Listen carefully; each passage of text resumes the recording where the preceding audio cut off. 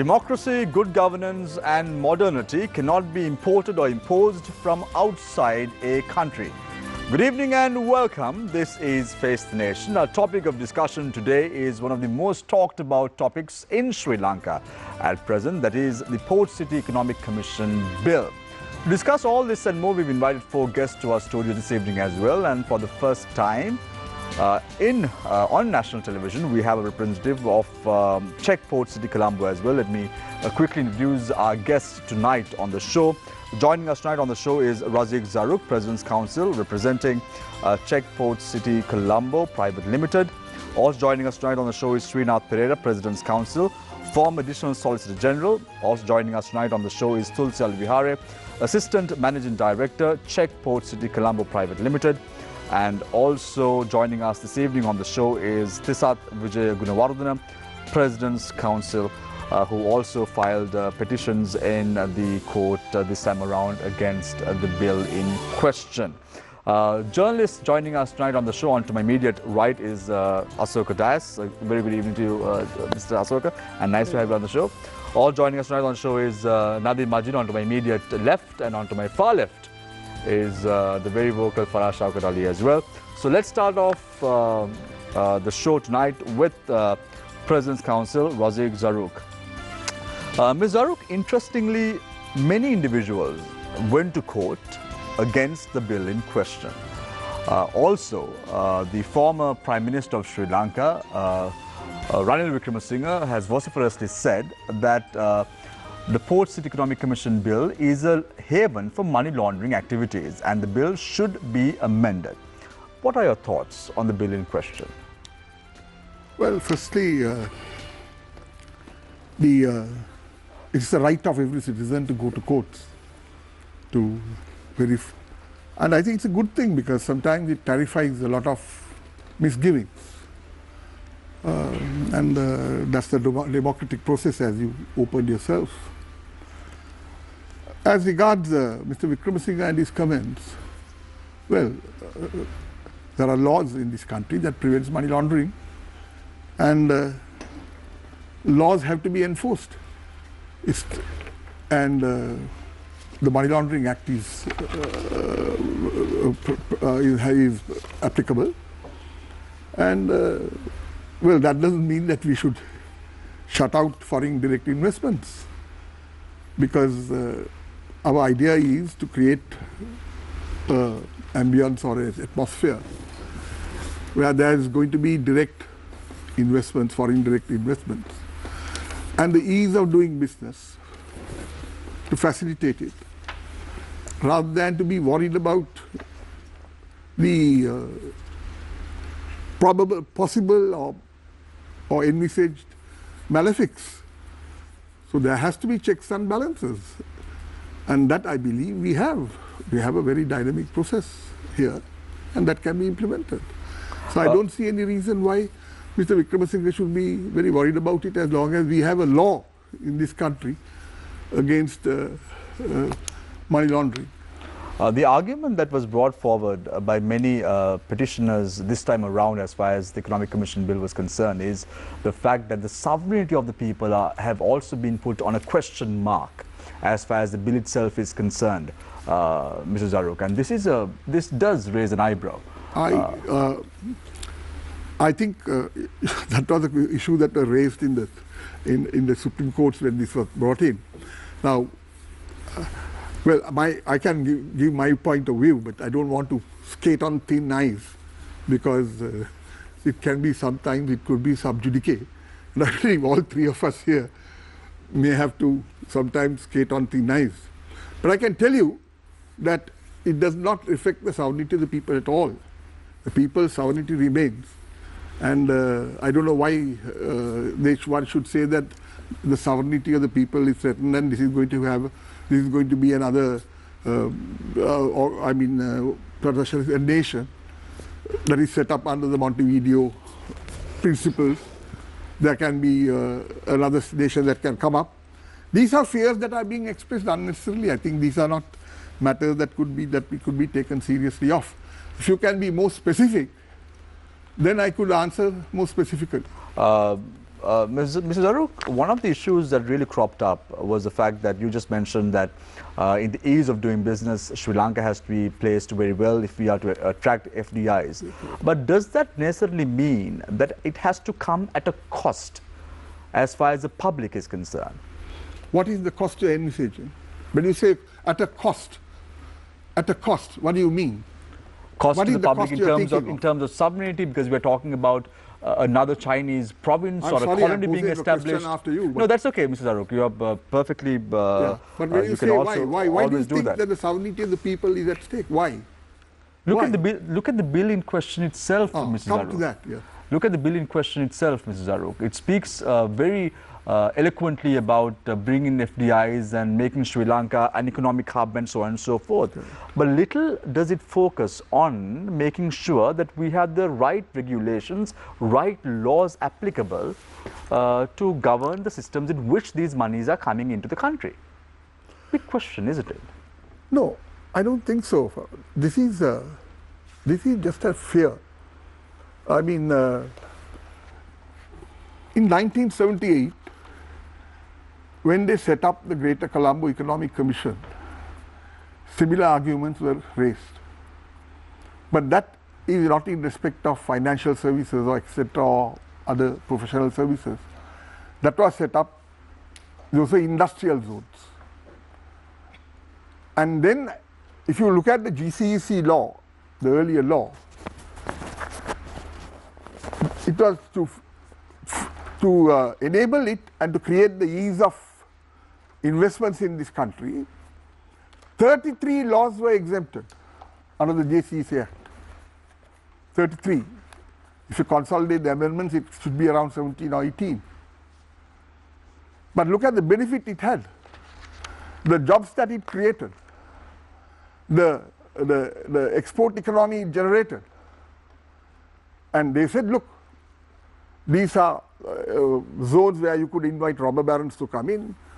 You know, they said these territories are independent territories coming under a commission which was subsequently made into a board of investment by subsequent. Those fears were expressed. But we go along. We are a sovereign nation. We have a system of governance, and we have a parliament that could enact laws, checks and balances, and we have to have an implementation program if things come up. Right. The mere fact, the fear alone should not prevent us from coming from the 99th position in the world from the ease of doing business. Right. Thank you very much. Thank you very much, Mr. Razik Zaruk. President's Counsel, Mrs. Zaruk is representing Czech Port City Colombo Private Limited. We now move our attention to Srinath Pereira, President's Counsel, former Additional Solicitor General. Now, Mr. Pereira, interesting points made by Mrs. Zaruk in terms of the ease of doing business. FDIs have to flow in. Sri Lanka is already an insolvent nation as far as its debt is concerned. We need the FDIs to make sure that the country's economy is boosted and throttled to the next level. Now, this bill, the way in which it was brought into the limelight, we discussed about it, was wrong and was done haphazardly. But what are your thoughts now? Have you changed your position now, from then to now? Let me first thank you for having invited me to express my views today. I do agree with my good friend that we should support and encourage whatever activities that are started off with a view to improving the national economy. I don't think there's any doubt whatsoever as regards that aspect. But can I say this, that on the guise of improving the national economy, we cannot mortgage our state, we cannot put ourselves into a situation where we sell our souls for a few dollars. No doubt, whoever who is pushing this is expecting the economy to develop, but on the contrary, I see a lot of loopholes through which instead of development, it can result in disaster to this country and to the people of this country, because we are dealing with a country which does not follow the international norms. And once you put your foot in, it will be very difficult for us to pull it back.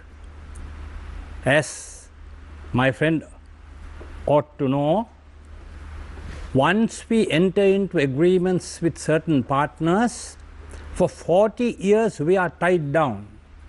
That is, an unborn, that will be equivalent to half the lifespan of an unborn child.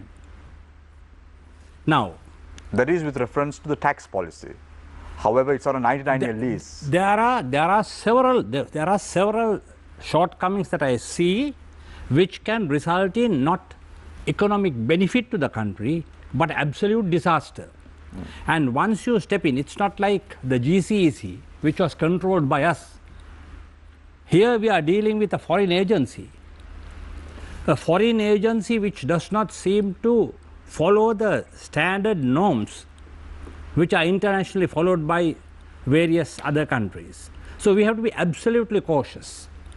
Once we put your foot in, I don't think we will have any salvation thereafter, rather than to submit ourselves, sell our souls for a few dollars, maybe to survive. Now, two things. When we are discussing this aspect, I suppose we have to look at two things. One will be the constitutionality of the proposed bill, with which I believe the Supreme Court will deal with. But that's not the only thing that we have to think in terms of the contents of this bill. We have to consider very carefully whether this is something that will be beneficial to the people. If there are question marks, taking into account the fact that we are dealing with a foreign country which does not follow standard international norms, and also we are living in a country which is infested with corrupt individuals, including corrupt politicians and corrupt officials. Now, placed in that scenario, one has to be extremely cautious. Now, having said that, can I, to start with, deal with, there are several matters that I would like to raise with you, but let me start with something like this. We know that bribery and corruption is rampant in this country. We know that. This bill, the GCEC bill, which was referred to by my learned friend, had a provision which said that the GCEC, section 34 if I am not mistaken, shall be considered as a scheduled institution for the purpose of bribery. You know that there are about 100 institutions which are put under the Bribery Act, which are either public servants, state organs and semi-state organs, plus organizations to which public funds are doled out. Those institutions are scheduled so that anyone who is a member of that institution resorts to bribery, they can be punished under the Bribery Act.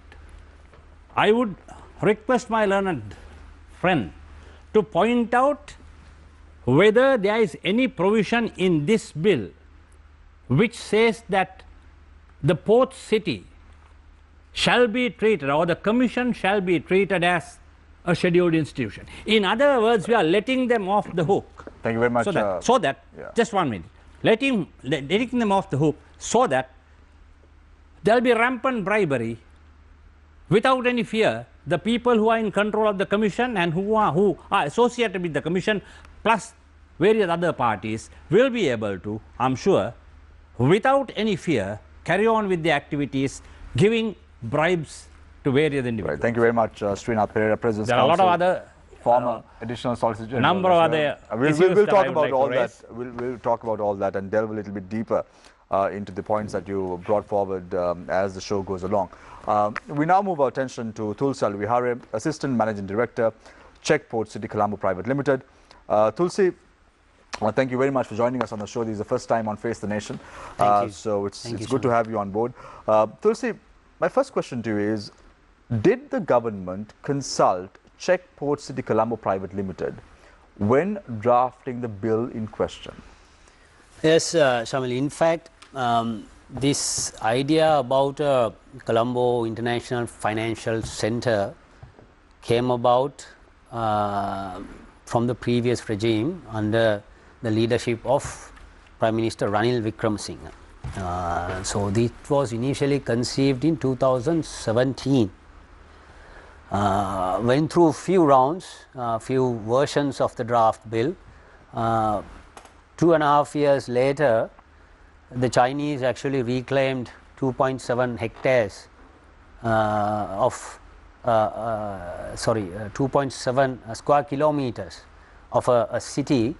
2.5 years or 3 years later, we are obviously sitting here and having a debate about this bill, whether it's good for the country, the people, etc. So yes, to answer your question, yes, as the project company who has committed to invest 1.4 billion, of which 1 billion have been invested so far, yes, they certainly did consult us, simply because we have done a lot of market soft market studies, testing, Right.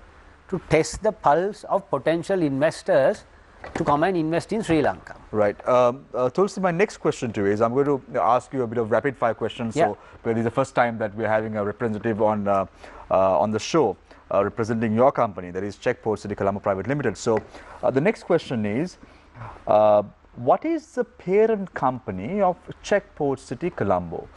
Is it owned by the Chinese government or is it a private entity? Yeah, so the structure is that the Czech Port City Colombo Private Limited, the promoter of Port City, is a special purpose vehicle incorporated under the laws of Sri Lanka.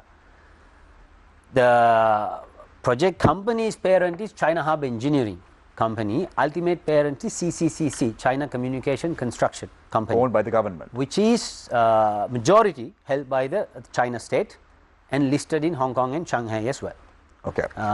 Yeah. Right. So, the next question is, Tulsi, given the fact this is owned by the Chinese government and Czech Port City being only a partner company or a subsidiary of the Chinese government, how do you view the role of the Chinese government in the project? Yeah, so I think respectfully, Mr. Srinath Pereira has completely misunderstood when he said we have to sell the soul and a foreign agency. I think it's completely because of a misconception. Okay, I think I like to clarify here what is the role of the Chinese government and the role of the Sri Lankan government and what that arrangement is. So, the arrangement is that the whole thing is governed by a tripartite agreement, which was signed by the Urban Development Authority, Ministry of Megapolis then in 2016 August, and the project company. Now, what does the tripartite agreement says is, you invest, the government says we, the project company, will invest $1.4 billion to reclaim land, to develop all infrastructure, internal utility infrastructure roadways, with a commitment of $1.4 billion. In return, for consideration, the government of Sri Lanka will give leasehold rights. It's a leasehold right to the project company to monetize about 43%, about 116 hectares to be actual. So, once you give a 99-year lease to a company, whichever the ownership structure is, typically, which is done by the tripartite agreement, which was signed by in 2016 August, right? What happens? Can you not do whatever activities you require on that piece of land? Because it's a leasehold right that you are given 99 years. Answer is yes. You are given a 99-year lease, you have the right to do what you want on that piece of land.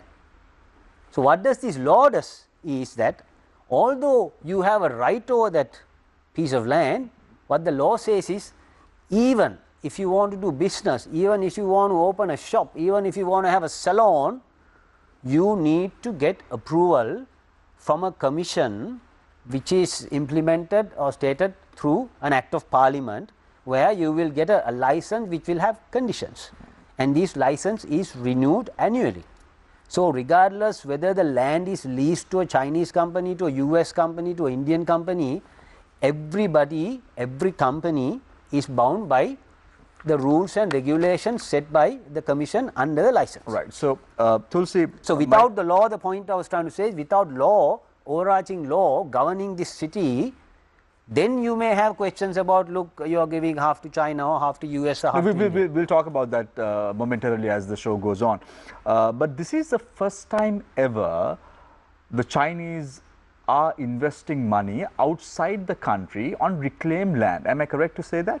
No, we have the Chinese, the parent company had done many projects on reclamation. For instance, Hong Kong Airport. Yeah, Hong Kong Airport. But in terms of an economic zone. No, so economic zones, there are many in China. Yeah, but outside China, I'm talking about outside China, this is the first time they're investing money on a financial hub. Yeah, so no, let me correct that. Yeah. First time they have invested reclamation on EPC contract. Right. Obviously, there's a lot of experience, right? So this is more real estate development where the Chinese company will not do an EPC contract and go away. They have obviously skin in the game because they are part of this. It's a largest public-private partnership in Sri Lanka. Right. So the commercial success of this project, obviously, there is a bearing on the Chinese company or the project company which has invested as well. Right. So there has not been any commercial success at this point of time as far as reclaimed land is concerned in an outside country apart from China. No, this is the first real estate development project that has been done outside China. How sure are you that this project is going to attract the 15.2 billion US dollars that was supposed to come in as FDIs to the country in the longer run? Yeah, so 15.2 billion is actually a one-time FDI to reclaim land and put up the required infrastructure, including vertical development within Port City. It's a one-time. Once the Port City is completed, ongoing, a recurring GDP contribution to Sri Lanka is over $11 billion. That is $11 billion. That's a recurring. 15 billion is a one-time investment. To answer your question, how sure? Obviously, it's an ambitious project, no doubt, right? There is 269 hectares of land have been reclaimed. Of that, 178 hectares is marketable land. So the hardware had been invested by a private company. It was water before. Hardware had been invested by a private company. What it needs now for us to be able to market, when I say us, that includes the government as well, because government also has land, marketable land. For us to be able to market, we need the software, the business friendly laws and regulations to place Port City competitive in the region, to attract that foreign direct investment and foreign capital, foreign human resources. So that is the missing piece so far, and we hope with the... And do you think that the bill is providing that missing piece in this whole equation? Most definitely. Right, thank you very much. Tulsi Vihara, Assistant Managing Director, Czech Port City Colombo Private Limited. Thisat Vijay Gunawardena, President's Counsel. Mr. Vijay Gunawardena, you were one of the petitioners in representing the Samag Jana Balawegaya. Correct me if I'm wrong on that. Yes, I appeared for the General Secretary of the Samag Jana Balawegaya, right, opposing certain provisions in the bill. Right. So getting into nuts and bolts of what we're talking about as far as the project itself is concerned, but I want to revisit one of the points that was brought forward by Tulsi about the bill being discussed since 2017 through a steering committee. And if I'm made aware right, it was Dr. Harsha De Silva, who was the former member of parliament as well as a state minister of the then government, who was part of this national steering committee. 2017, the national steering committee draft bill. Compared to that, do you see any difference to the bill that was tabled by the cabinet of ministers for discussion and to come in as intervening petitioners there onwards? So in fact, the major difference and the major concern in this bill is the composition and the manner of appointment of the commission. In the bill proposed by Dr. Harsha De Silva's committee, the members of the commission were 5 members were appointed ex officio. They were as far as I can recollect, they were the governor of the central bank, chairman of the BOI, chairman of the EDB and 2 other government officers, and 3 members to be appointed by the Constitutional Council, which existed at that time. So that composition had been changed in this bill. That's our main concern. In the present bill, the composition is 5 to 7, not less than 5 and not more than 7 members appointed by the president. So when we know when members are appointed ex officio, they are answerable to the government, answerable to the people, answerable to the parliament. Here, one person appoints. There is an arbitrary power given to the president.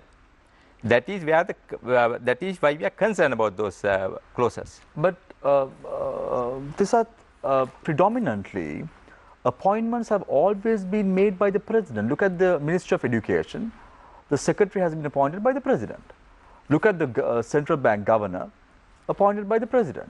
Look at the treasury secretary, appointed by the president. Then why do we have contention over the port city project? In fact, if you go through the bill, the commission is empowered with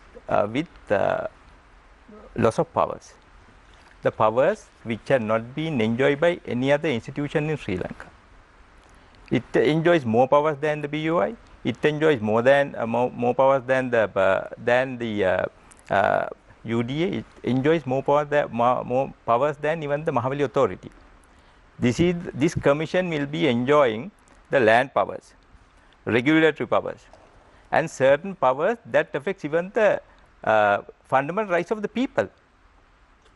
Because in terms of 31 of the bill, the commission decides who should come, who should visit the port city area, who should be employed in the port city area, who should be allowed to do business in the port city area, and who should be allowed to reside in the port city area. So this is a all-powerful commission. Now the issue is when the president is given arbitrary power to appoint 5 to 7 people. I am not talking about this president or the next president or the president thereafter. Any president can come and appoint some non-Sri Lankans, foreigners into this committee. Then the foreign entity either controlled by foreigners would be deciding the rights of the people in this country. So, but in terms of even the governor of the central bank, we saw Arjun Mahendran, a Singaporean national, being appointed to the Central Bank of Sri Lanka by the then Prime Minister Ranil Wickremesinghe, and we now know that he is absconding court, and we are having problems in bringing him to the justice system in the country. Do you think that there will be an issue of that sort if this happens, if a foreigner is appointed to the committee in question? Is that a good reason for the citizen of this country to be cautious in this? Because it's more than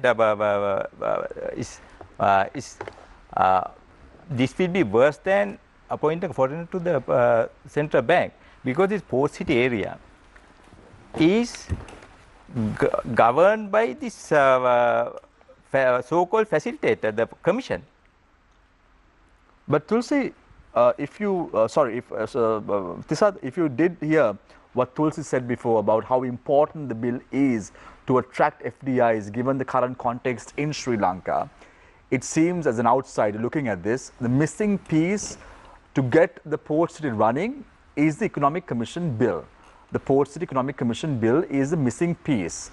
So how do you envisage to attract FDIs if that missing piece is not there in the equation? No, in fact, I must tell at the outset that the Samagi Jana Balawegaya, or I personally, we are not here to disrupt this project.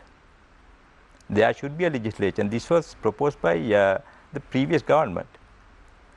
We are not here to disrupt this, but we are here to we are fighting to correct these provisions which are detrimental to the country. Right. Thank you very much, Tisat. With that, I want to open the floor for questions from our journalists. Let me once again introduce them to you. Onto my immediate right is Asoka, onto my immediate left is Nadim, and onto my far left is Faraz. So who's going to take the baton first and start battling out? Yeah, so we'll start off with Asoka.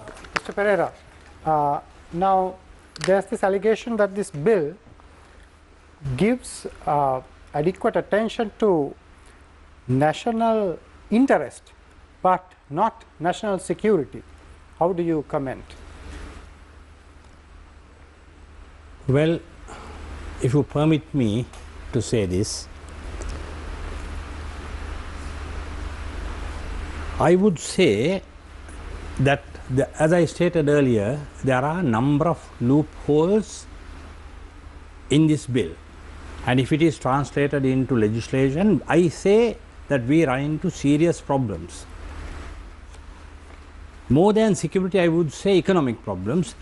I have already said that it does not come under the control of the Bribery Act. It does not come within the purview of the Bribery Act. It will result in money laundering. It leaves gaps where money laundering could take place. I'd seek your permission to deal with that. Violation of it permits, it leaves room for violation of foreign exchange regulations. Then what are the international repercussions that we will have? At the end of the day, we are going to end up, what if we have to end up as a colony of China? Now, if you permit me, Asoka, money laundering, or can I start it this way? Can I say this, that about money laundering, just 1 minute if you give me, there are 3 stages in money laundering. One is transferring cash acquired from illegal means into financial institutions. That's the first stage. The second one would be thereby obliterating the trail so that you will not know at the end of the day from where these funds came in, and thereafter putting it back into circulation. Now, as far as we see, the basics that are being, we know during the last 15 years, the local banks, the international banks were asked to follow certain guidelines with a view to controlling money laundering. For instance, we all know that they introduced what is known as the KYC system, know your client. Then the CDD, customer due diligence, which are 2 provisions which were brought in to control and check money laundering. Now, as far as this is concerned, this piece of law is concerned, I don't see the possibility of the offshore banking that comes in being controlled by introducing these provisions. That's one aspect. Then the next thing that I would like to spell out is violation of exchange rules. We all know by now that there are 14 revenue statutes where exemptions can be granted, which includes the Customs Ordinance and the Foreign Exchange Act. Now, those are pieces of legislation which were brought in to protect our foreign exchange reserves. Now, those, when exemptions are given in relation to people who are registered as authorized persons within this zone to operate without being exempted from the customs law, from the Foreign Exchange Act provisions contained there. I mean, I think we are moving in to a position where we are destroying ourselves. So, Tulsi, I know you are waiting to respond to that, but I just want to pick Mrs. Zaruk's brain on that, because in terms of money laundering, in terms of the 14 bodies that are exempted on the bill in question, I want to pick your brain on that, Mrs. Zaruk. So this is quite serious, isn't it? I mean, the way my friend puts it, he puts it very seriously, because that is not the lawyer in him, with all due respect to my good friend. That is the political leader. He is the leader of a particular political party. So that was a political slogan which he comes out. Party which is patriotic. Well, all politicians, patriotism is the last resort of, I don't want to say complete the sentence, anyway, of I'm not telling my learned friend replies that, but they say patriotism is the last resort of every scoundrel. You know that answer. But I'm not saying that my learned friend or learned friend party qualifies to that. Anyway, leave that aside. But these are political slogans. Oh, corruption, politicians. My learned friend made an allegation that that most politicians are corrupt. This will lead to corruptions and all that. I mean, these are slogans. I mean, and he brought in Section 34 of the GCEC Act. At that time, what we had in this country was the Bribery Act. We didn't have a more fortified legislation like what we have today. The Commission to Investigations, allegations of bribery and corruption, the CBOC or whatever it is, as they call it. Now, if you look at the law, the current law, and look at the exemptions, that act is not exempted. The Money Laundering Act is not exempted. The Financial Transactions Act is not exempted. All those laws apply. The court system, the legal system, as other than expressly left out on the schedule, applies. So my learned friend cannot say these are also the same another part of the country. If someone commits a crime there, the laws of the country will apply. Whether it can be a white-collar crime or even otherwise. The laws of the country applies. It's only the particular 11 laws that have been exempted very clearly. And my learner and the Bribery Act has not been rather the Commission of the Act which established the Commission to investigate allegations of bribery and corruption. The concept of corruption was introduced into that, where somebody could, someone could be called upon to explain the wealth he has and how he came about that wealth. So all that comes in. That's what I said. It's a fortified legislation that we have, and that has not been exempted. So my learned friend cannot say simply because they are saying it's a scheduled thing, because out of the old Bribery Act there had to be a schedule. Here the question comes up, if you come under the definitions of the Bribery Act, or rather the Commission, the CBOC Act, then of course you are liable.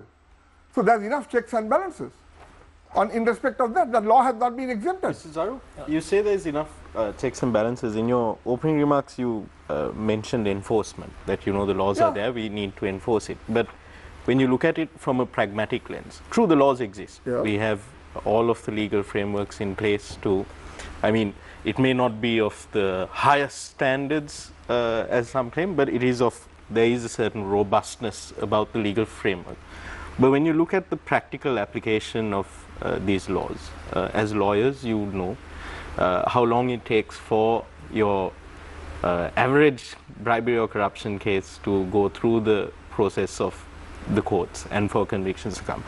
Where you would know very well that in the world of international finance, the money moves very fast, the paper trail disappears very fast, and it's very. Do you feel that our current legal system, the Bribery Act or the Commission or the CBOC Act, the Prevention of Money Laundering Act, the officers that we have in place in charge of these institutions, the resources that the government allocates to it, when you consider all of this, do you honestly believe that we are capable, even in spite of the existence of the law, do you believe that we are capable of actually putting a stop to incidents of money laundering that may happen through the port city?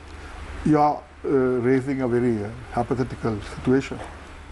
Within the resources we have allotted, I think we are doing very well. We have set up a financial investigations unit in the central bank,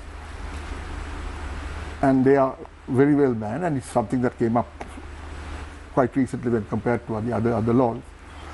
And there the investigation taking practically in respect of every transaction over and above, because those are certain international requirements too, that certain financial transactions should come under scrutiny.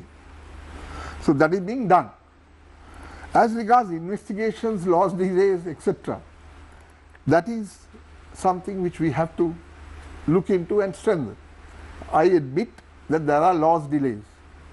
That is because we have, in as much as we have spent money on the infrastructure in respect of others, but in respect of justice and the dispensation of justice is concerned, we have not. Only recently, only in the last budget, the government took cognizance of it and increased the budget, the vote of the Ministry of Justice from what it was for a number of years at 5 billion, they increased it to 20 billion for the first time. So that there could be, the legal system could be strengthened and facilitated, including what you just pointed out. Getting back to the question, do you feel that the other this thing is, sufficient finish one thing, the delays in law. The point is, the courts are overburdened with work.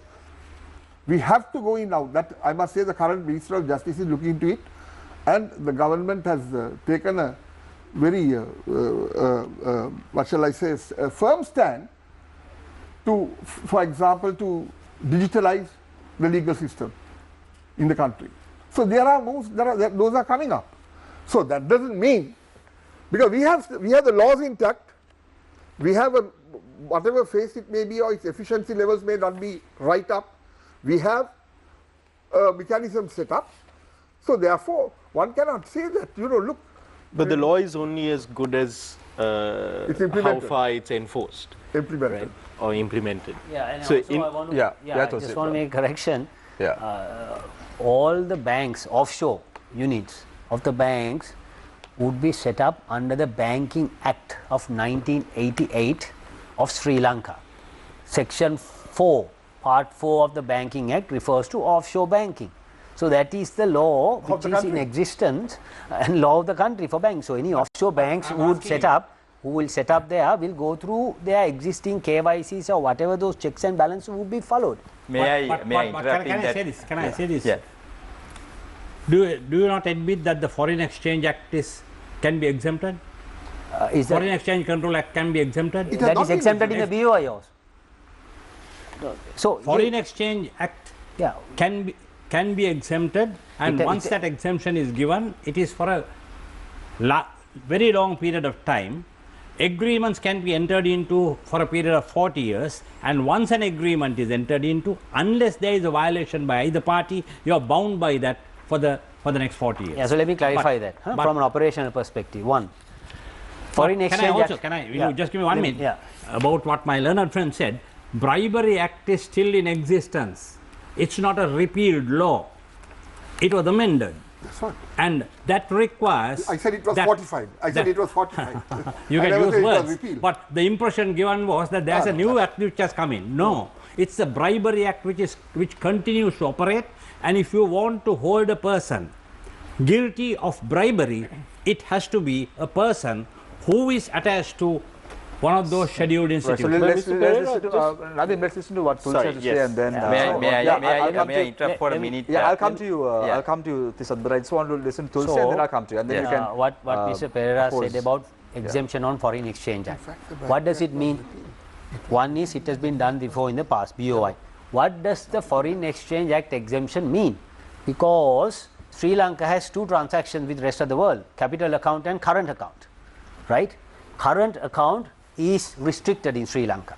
So every time anybody, you and I, want to take any foreign currency out of the country, you need to go to the central bank and go through a huge approval process.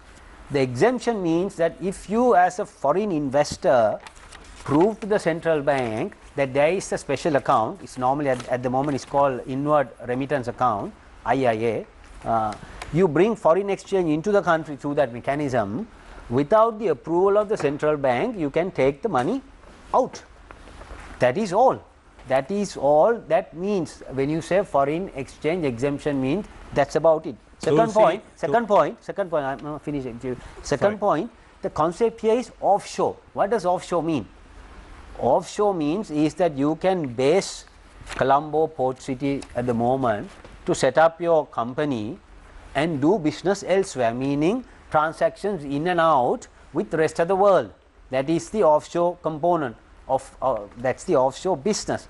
Literally, definition of the business offshore means is that money has to come in, money has to come out. When under the new Inland Revenue Act of 2017, they wanted to attract foreign headquarters to come and set up in Sri Lanka. They are giving throwing in a 3-year tax holiday also to come and set up. But none of them are setting up.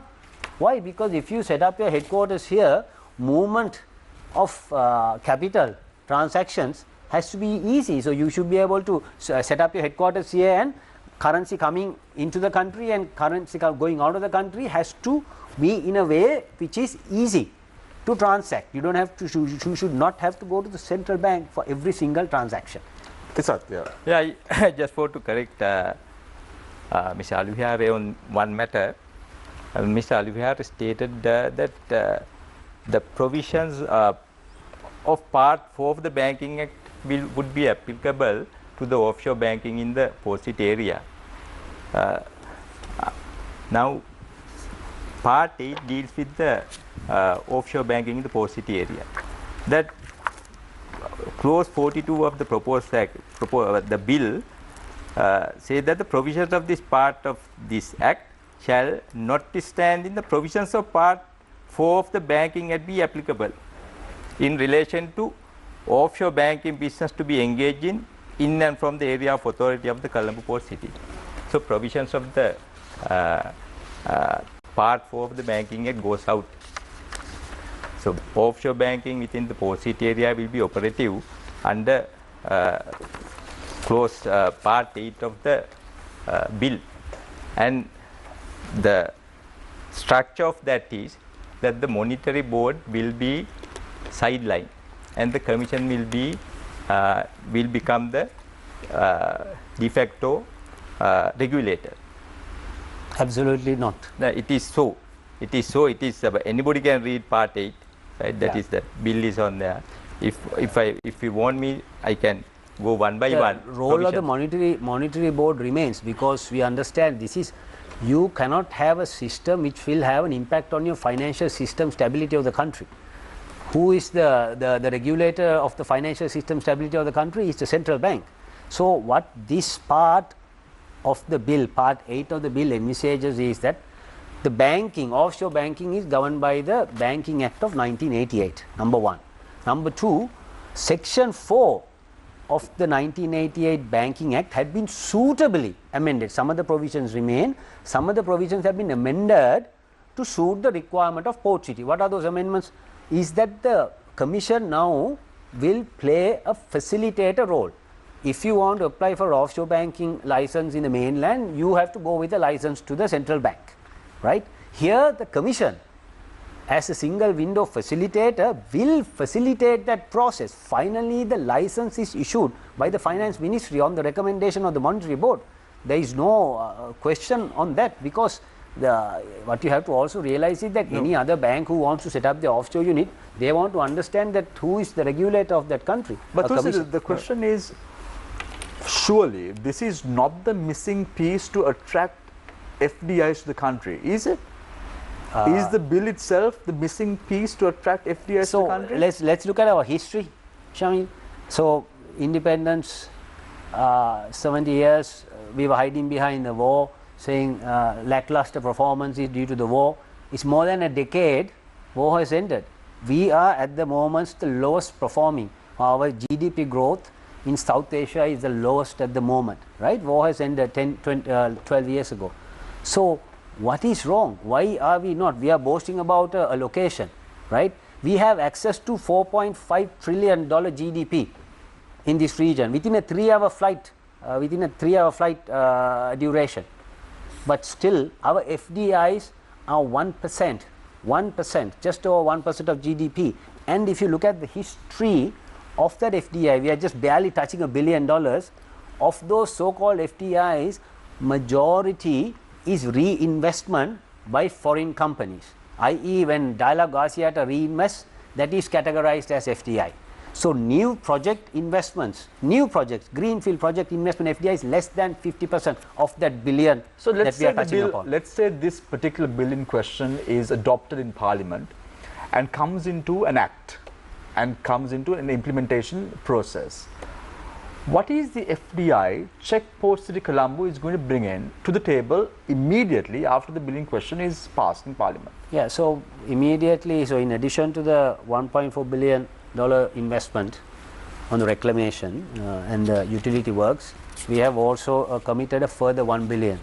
On what? On vertical development. So it will consist of one mixed use development project, which is about 450 million, and another 600 million on phase 2, which is pure commercial development. So the issue is, what we need to understand is there is significant amount of competition to attract capital and talent in the region. That competition has got intensified due to COVID. Most of these countries, these are countries who are developed, like Singapore, are relaxing certain regulations. They are issuing what is called a 10-year resident visa. They are issuing fiscal incentives. Dubai or UAE has a rule of no foreign company can own more than 50%. 50% of a company foreigners cannot own in UAE except in the free zone. Just 2 months ago they relaxed that regulation. Any foreign company can own up to 100% in the UAE. But and they have also introduced a golden visa 10 years. Yeah. But Tulsi, with what you're saying right now, saying we are bringing in $1 billion right after the bill is enacted into law. We have that money in the kitty, so we'll bring forth that. Don't you think by all this, what people in Sri Lanka are projecting is China is holding us on the ledge and telling us, guess what, if you don't do this, we won't give the money. Now, example, a few weeks ago we saw how the $500 million came in from China as a loan. We saw the $1.5 billion that was pledged by China as a loan to the country as well as on a currency swap. So we are right now, what the people in Sri Lanka are thinking is, you also being a Sri Lankan, you would know the sentiments of the people, is the fact that the Chinese government is holding us on a ledge and telling us what to do. We saw the manner in which President Gotabaya Rajapaksa had a chat with the Chinese premier as well a few days ago. We saw how the Chinese ambassador has been making courtesy calls to President Gotabaya Rajapaksa. We saw the manner in which how Vijayadasa Rajapaksa has been very vociferous over the Port City bill was somewhat told off by President Gotabaya Rajapaksa as well, saying that this project has to go in. What is happening? Yeah, I mean, let me not directly comment on the political questions that you raised, but let me tell you, Shamil, what happens now? We have a land, which there is an asset now created, right? Of that asset, at today's price, the government marketable land, if they are able to sell, is $2 billion. Just $2 billion is the government marketable land. So how do you now monetize no, this but the asset? price tag that has been put by Czech Port City Colombo is only 4.7 million Sri Lankan rupees per perch. We discussed this with Murtaza Jafarji a few weeks ago as well. If you look at the $1.4 billion investment that Czech Port City has made, and now you're saying it's $2 billion worth. So we've obviously been taken for a ride, the Sri Lankan government. So let me clarify that as well. To reclaim land, so obviously that is the justification that rather than land acquisition, reclamation is much less costly. Point number one. Point number two is that the project company has taken the commercial risk of commercial success, right? The point is there is 175 hectares, 178 hectares of marketable land which will not be sold today or tomorrow. Our best case estimate is 25 years. If we have sales velocities like Dubai, it can be earlier. How can we position or how can we attract investors to sell sooner? Is that business friendly laws, regulations is what is required for us to be able to sell soon. But that proves the point that the government's plan to attract that $15 billion as FDIs is not going to happen in the next few years as we envisage. No, so that's what I said. There's two components. One is on the development side. There's development side, and once companies come and set up, because what you have to understand is there are two investment types: primary development, secondary investment. Primary development is a guy who will come and put up their buildings, office or residential towers. But unless otherwise, I am confident that I can let the space out to businesses come and set up. Secondary demand is quite crucial. Tulsi, various figures have been given for number of jobs that Port City could offer within the first year, from 150,000 to 84,000, I mean various figures are given. What is your estimate? So currently, as we speak now, on the construction side, we have about 1,500 people working on site. Of that, about 1,300 are Sri Lankans. Rest are majority Chinese. Now, I mean that is construction. Side of it. Now once, so for us, operational stage, as I said, it all depends how fast we are able to attract investment. Let's assume, for instance, you, Asoka, right? You are a primary developer. You will not come and put up an office tower if you are not confident which businesses are going to come and house here, right? If you feel that local demand is not going to sufficient, so the question is, can I put large office towers? We have about 1.5 million square meters in totality of total office space. How can I let this to third parties? So we need to ensure that we attract regional demand, regional headquarters to come and use Port City as a base, and also local companies to use Port City to go global or regional. So it all depends on how where well is this figure, this magical figure of 150,000? That is purely based on, so because of we have an agreed master plan, we know what is the total office space that will be built up there. So typically there's a rule of thumb per person, this is the square meterage, and that's that totality saying 83,000 to 130,000 direct jobs is what we envisage when Port City is fully operational. That is local and foreign both. Yeah, when Port City is fully operational. So in your opinion, what would be the number of jobs that Port City would offer annually for the local community?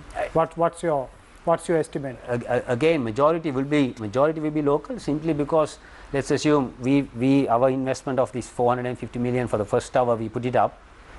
There will be local companies who would set up, and also foreign companies who will come and set up, right? So foreign companies who will come and set up, initially they will have their senior top hierarchy executives overseas, but there's enough local talent, I presume, to recruit locally. So I would say about 80-20.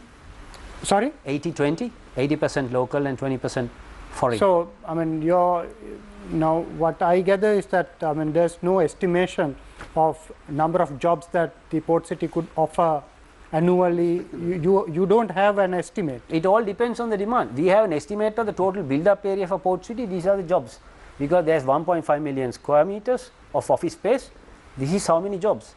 It depends if Google comes tomorrow, if you're able to attract Google, right? If you're able to attract Google to come and set up their regional headquarters in Port City, fantastic. Obviously, there will be a lot of opportunity for locals as well as to clarify again, 134 is your 83 to 130,000 is the direct job creation within which Port. I mean in optimistic levels 80% may be Sri Lankans. 80% may be Sri Lankan, correct.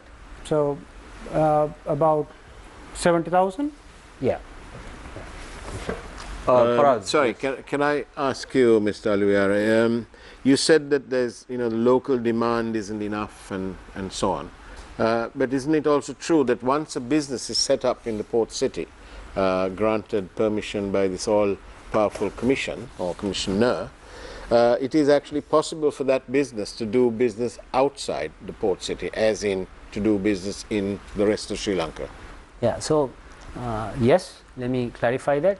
So let me kind of explain this legal construct. Idea is for businesses to set up in Port City to do business elsewhere, offshore, right? But so including Sri Lanka? All export-oriented companies would set up in Port City to do business.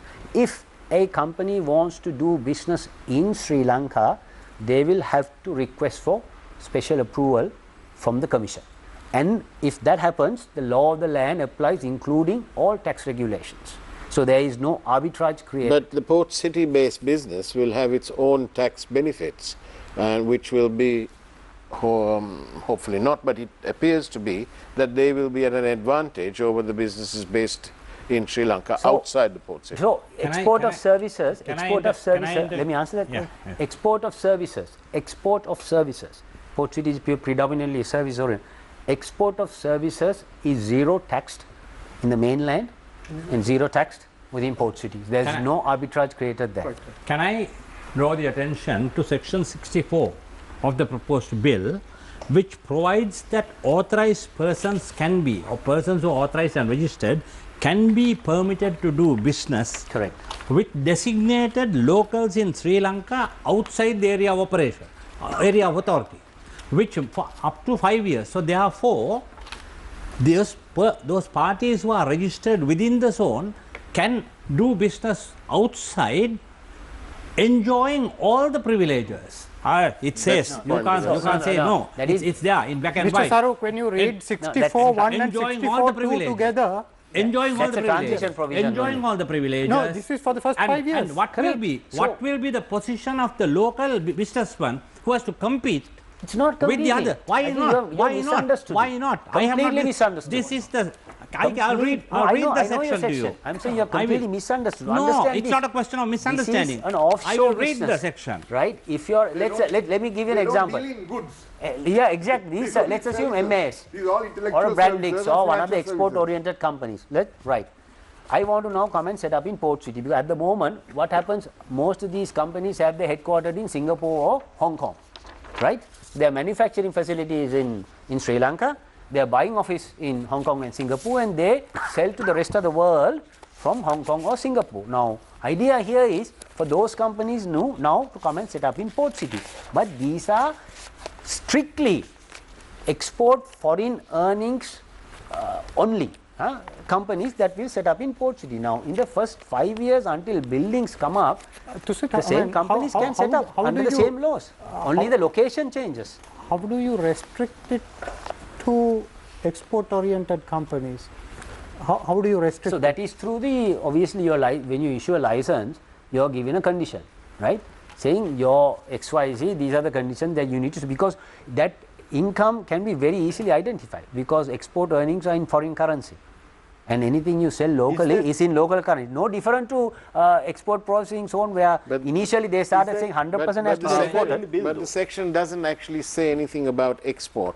It just says that the Commission may consider an interim measure, permit an authorized person to engage in business. No, I think you need to read the bill in totality here. Here, when you say offshore concept, is that any business who set up in Port City has to have a foreign income. It's obvious. Yes, that of is course, foreign yes. income. But if a company, I mean, we all know that in practical terms, companies operating in Sri Lanka have their own way of, getting into the foreign currency accounts, and they can show that, I mean, even a local company could do that their income could be shown, I mean, accumulated in an account, and then that could be brought down as a foreign currency investment. So will that open up an area where the tax that the country is already getting may get lost? Yeah, I think that's why it's very important that the regulations have to be quite watertight, because even now, if there is room for such manipulation as you're saying, that can happen even now in the mainland, because even in the mainland, if I have any income from foreign sources, it's zero taxed. So, Mr. Pereira, Mr. Pereira, shall we? Can I say this? Can I just draw your attention to 37(1), which says that an authorized person can engage in business in Sri Lanka with a citizen of Sri Lanka who is engaged in business outside the area of authority. It's in black and white. So what does it say? Authorized person may apply to engage in business Sri Lanka with a citizen. Apply for the sake of applying. When you apply, you get the opportunity. The idea is to really protect the local business. Once you are not going to apply for the sake of applying. You are applying. Once you apply, you get the approval. Thereafter, this party which is registered within the port city does business with a Sri Lankan outside the area, who gets all the privileges that the authorized person is entitled to. And what about the other local businessmen who have to compete with them? Yeah, now, Mr. Alvihari brought up the, he came up with the this thing that only the export businesses would be operative there. But if you look at the Schedule 2, where they have proposed to give incentives and exemptions, the Casino Business Regulation Act is there. Is that export business? And the gaming, betting and gaming levy act of is there. Is that gaming business? Is that export business? Yeah, so somebody can get the license, casino license in terms of the provisions as it is. Somebody can get the casino license. He can operate in the first 5 years in the become an authorized person, and with all these tax benefits, he can operate that business in some part of the Sri Lanka, other side of other parts of the Sri Lanka. Sorry, Mr. Srinath, you said that they can do business with the citizen of Sri Lanka, but actually, it also says that you can do, and bearing in mind that this is China we're talking about, not only can they do business with a Sri Lankan citizen, but also with a resident of Sri Lanka. That's right. So therefore, if there is a Chinese company there, all they have to do is find a resident Chinese and on the mainland. Absolutely. And that's Bob's your uncle then. Absolutely. Absolutely. That's why I use the term, we are virtually selling our souls. So, Mr. Zaruk, recently addressing Parliament, the Chief Opposition Whip, Lakshman Kiriyala pointed out that 25 laws of Parliament would not apply to the port city. And he also went on to say that the Committee on Public Enterprises and the Committee on Public Accounts will not be able to monitor the transactions that are happening at Port City because of the particular bill in question. Now, this is quite dreadful. Even now, I'm not saying that the Committee on Public Enterprises or even Committee on Public Accounts are doing a good job, but hypothetically, that oversight has to be there, isn't it? Totally, that statement is totally false, misleading, and incorrect. If you look at it, the entire thing comes under section 154 of the Constitution. It says so. Am I right, Tulsi? Yes. Section 154 of the Constitution, it very clearly states that, I'll read it to you, the Auditor General, the Act says it's subject to 154. The Act says so. The proposed bill, rather.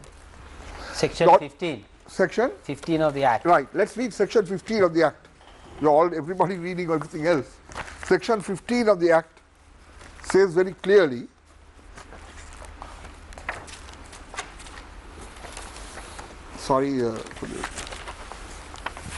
the accounts of the Commission, this is what I said, the accounts of the Commission shall be audited annually by a qualified auditor in terms of Article 154 of the Constitution. For the purpose of this section, the qualified auditor so appointed may be an international firm of accountants. Now, it is as per 154 of the Article 154 of the Constitution. What does 154 say? The Auditor General shall audit the accounts of all departments of government, the officers of the Cabinet of Ministers, the Judicial Service Commission, the Public Service Commission, the Parliamentary Commission for Administration, the Secretary General of Parliament, the Election Commission, local authority, public corporate, business or other undertakings vested in the government under any other written law. Notwithstanding the provision of the article, the Minister in charge of public corporation, business or other undertaking may with the concurrence of the Minister in charge of public finance or in consultation with the Auditor General. And the Minister in charge would here is the President himself at the moment. Would in consultation with the Auditor General appoint a qualified auditor or auditors to audit the accounts of such public corporation or business or other accountant undertaking. Where such appointment has been made by the Minister, the Auditor General may in writing inform such auditors or auditors that he proposes to utilize their services of the performance and discharge of the Auditor General's duties and functions in relation to such public corporations, business or other undertakings, and thereupon such auditors or auditors shall act upon direction and control of the Auditor General. Now, this is happening at the moment. Number of government institutions, corporations are being, because the Auditor General has outsourced it under his supervision. So, here the accounts would be outsourced to an international reputed firm. The audited statements would be handed over to the Minister in charge. The Minister will have to present it in Parliament, and Parliament could scrutinize it and even subject it to COP. No, see, looking at the So- precedents, Mrs. No, Zaruk, I'm looking not talking about precedents. I'm not talking about precedents. let's look at precedents, because Where is that's the one of the precedent? points that So what is the precedent? yeah. What is the precedent, Shamil? So the precedent is, Mrs. Zaruk, we saw the manner in which the forensic audit report was done on the central bank bond That's a controversy. different thing. Yeah, it was done by a reputed audit firm, Yeah. and that is what it was said. But this audit report in question had issues, and the body in That I which know. the independent That's a different organization issue, that did Shamil. the audit itself, now Shamil, that is a that's a- question that's a mark. Now, special audit. that can be used as a precedent, because that can be applied Shamil, even with that's regard to the the port city special project audit as in well. respect of the bond scam, so-called bond But that scam. could be was a- applied. That just could a be minute. applied here as well. That was a special audit that came up in respect of something else. The Auditor General said, look, I don't have forensic skills here, so let's have imported, I think, some Indian firm. Am I right, Faraz? If you know it better. So it was outsourced to somebody, a reputed firm. They did it. And But they presented it. even the reputation No, look, of that particular firm was questioned. that's a different issue. But the point is, all this is done, what if like in every other organization. Because we've never had a port city in Sri Lanka before. No, we have no, never I'm had a telling special you, but economic at the zone, moment there are number of- reclaimed land. This is the Shamil, first there are time ever that we're having it. Shamil, at the moment, number of government institutions are being audited because the Auditor General doesn't have the resources. He has outsourced it. But that And decision it's is done. made by the Auditor General himself. Auditor General himself. But in the issue of the bond scam, the central bank actually put out an advertisement and got other companies. that's- I they don't- didn't let the Auditor General make that decision. I don't draw a parallel with that. I don't draw a parallel I with would that. like to. But in this respect of here, just a minute, let me finish it. So therefore, that statement was completely wrong. So the minister, once he gets the report, he has to present it to Parliament. Yes, sir. No, I want to justify 154 article is very clear. Kirialla's statement, because this section says the accounts of the Commission shall be audited annually by a qualified auditor in terms of Article 154. Under Article 154, this Commission does not come within the purview of the Auditor General. Why not? In terms of that, because the commissions are not included in 154. Then they have, they smartly they have put that it may be audited by a international firm of accountant. No, it clearly says qualified in terms of Article 154. Yeah, in terms of Section Article 154, this does not come within the purview. So Article Then it 154 says, applies. then it says that it may be audited by an international firm of Yeah, accountant. that- Then you have to read that is article the clause 16(2) of that, where it says it shall be audited by an international firm. That is how they have that is the problem with the draft. The problem that is is this. So see, this not at all. will not be 154, within the when purview you of the, in qualify it terms by of this bringing clause 154, 15 and 16. It is subject to say Article No, 154. this will not come within the purview of the Auditor General. Of course it comes. This will not come within the purview of the Auditor Of General. course it comes, and he decides who the auditor is. Mr. Zaruk, will the Port Now, why City can't they Commission- put a simple term? Auditor General That shall, you must have the legal draft. in other acts, it says the Auditor General shall audit the accounts. Mr. There's Why no, can't they no do that? ambiguity then. Yes. the language, while the language does seem to play with ambiguity a little bit and being cagey. Once you bring in section 154, article 154, that supersedes, that's paramount, that's predominant. So whatever happens is subject to Article 54, and 154 article clearly lays it down. That is the Auditor Mr. General Zaruk, and who dominates it. Nadim, I just want to pose a quick question to Tulsi, because we just opened the Facebook page for questions from our viewers.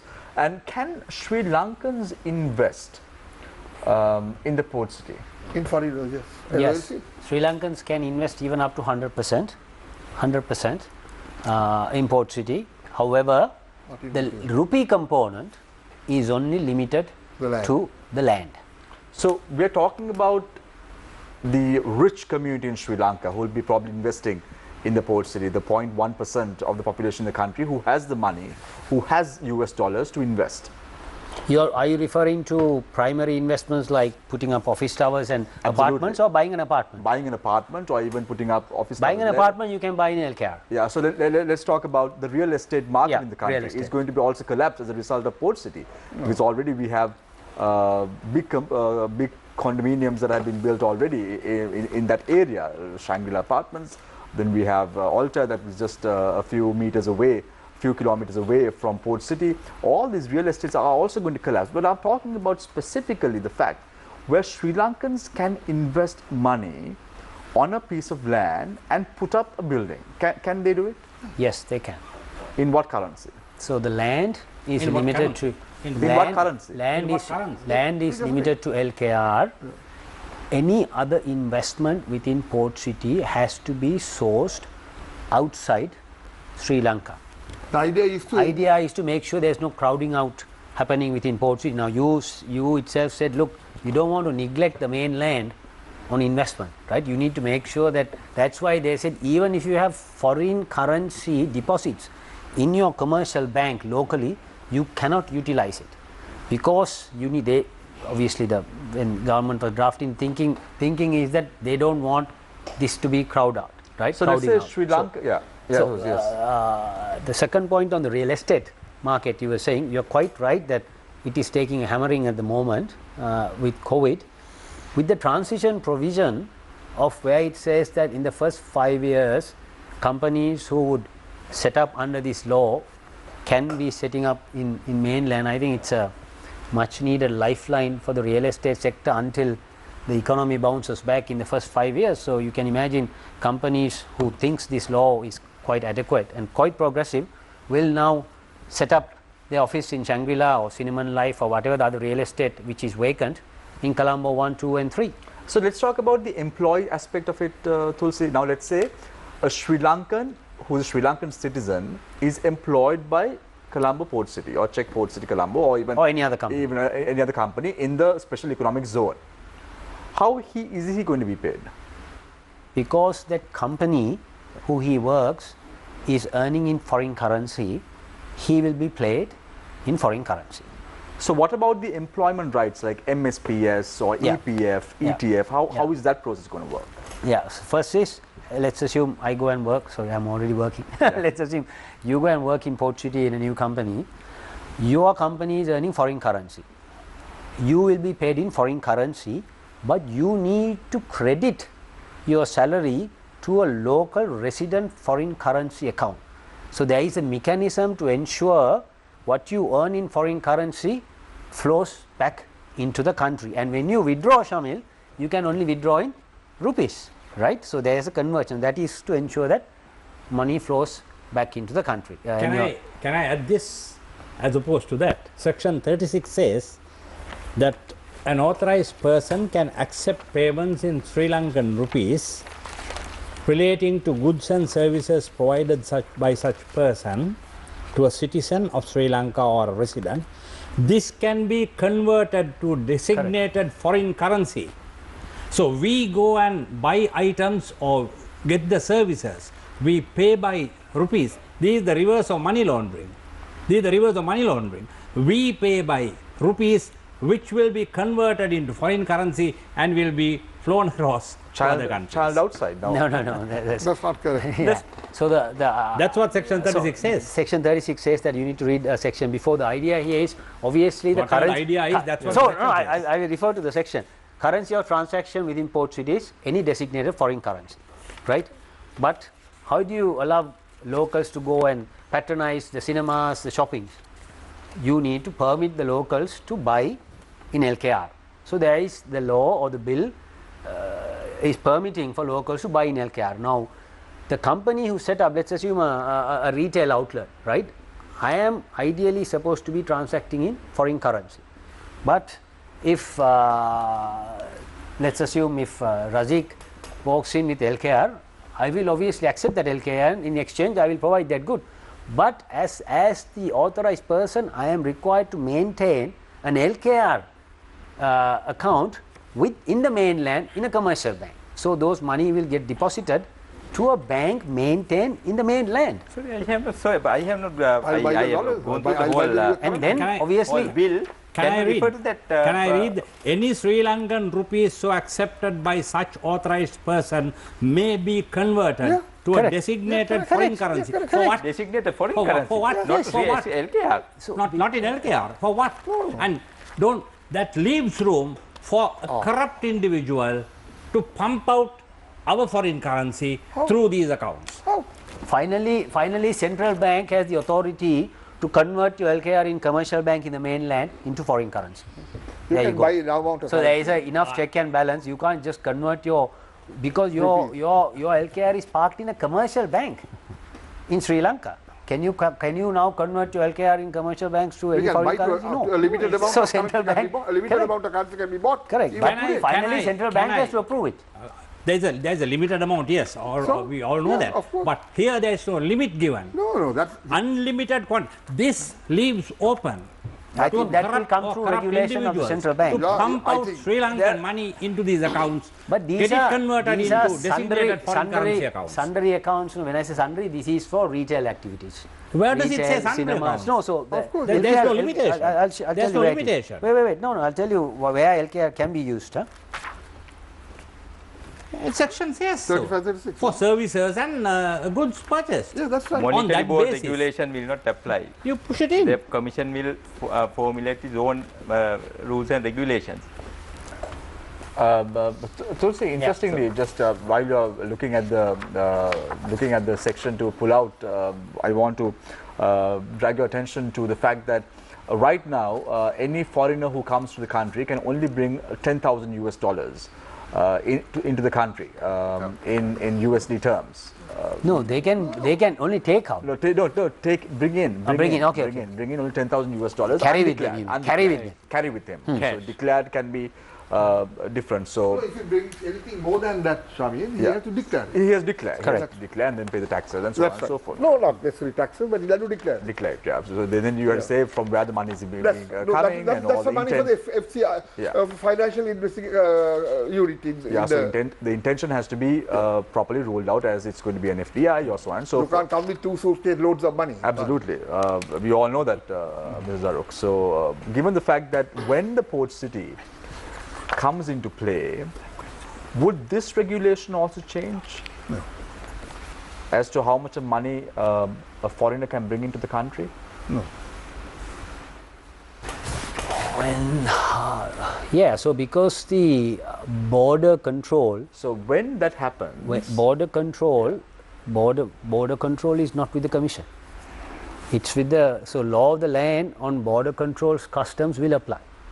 Unless otherwise it is exempted, like in the BOI case where you have a large investment, your importation of goods is exempted from customs. There is a precedence on all that.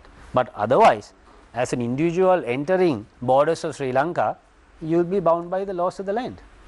Mr. Tulsi, can I ask you this question? I don't want to mention the names of the companies involved, but could you explain, some months ago you all had some form of reporting in the press where a Sri Lankan company was making a commitment to be the sort of prime investor in the financial city.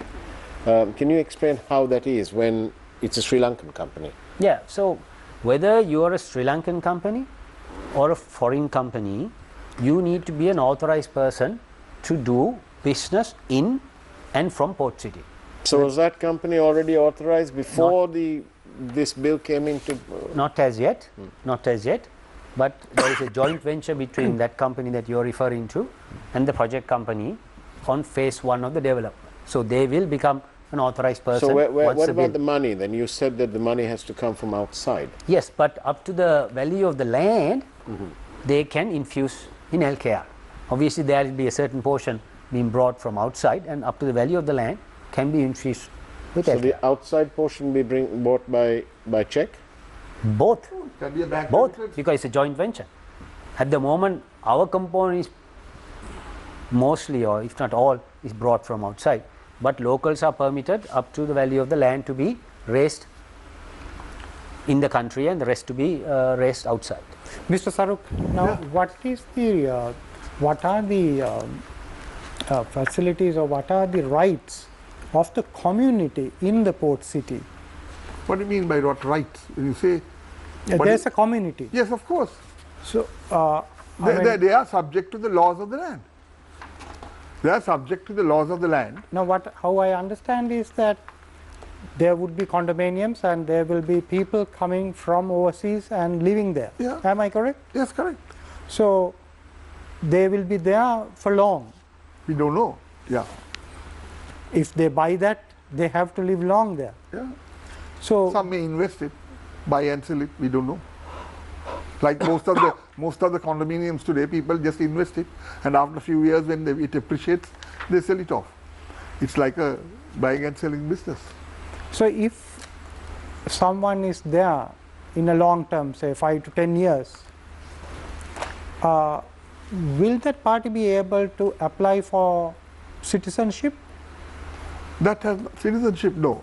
I don't think we have looked into that aspect as of granting citizenships to long residents.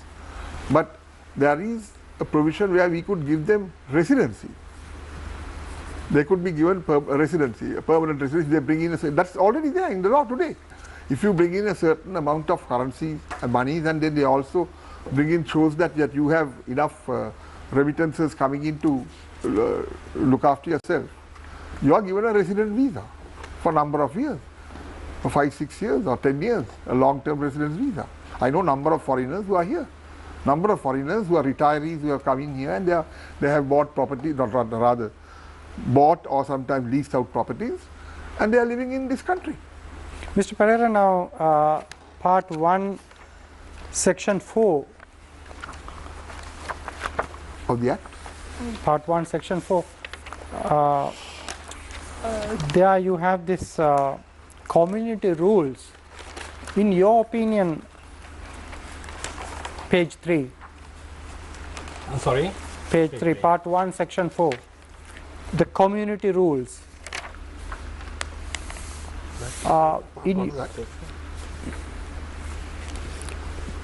In your opinion, You are referring to the master plan, is it? no, the commission shall be responsible for preparing, developing, amending. Section what? What section? Part 1. Yeah. Section 4. That's a master plan. master plan. That's master plan, yeah. It must be Are you referring to a the subsection? powers is given by clause 6 to make community rules. Oh, 6.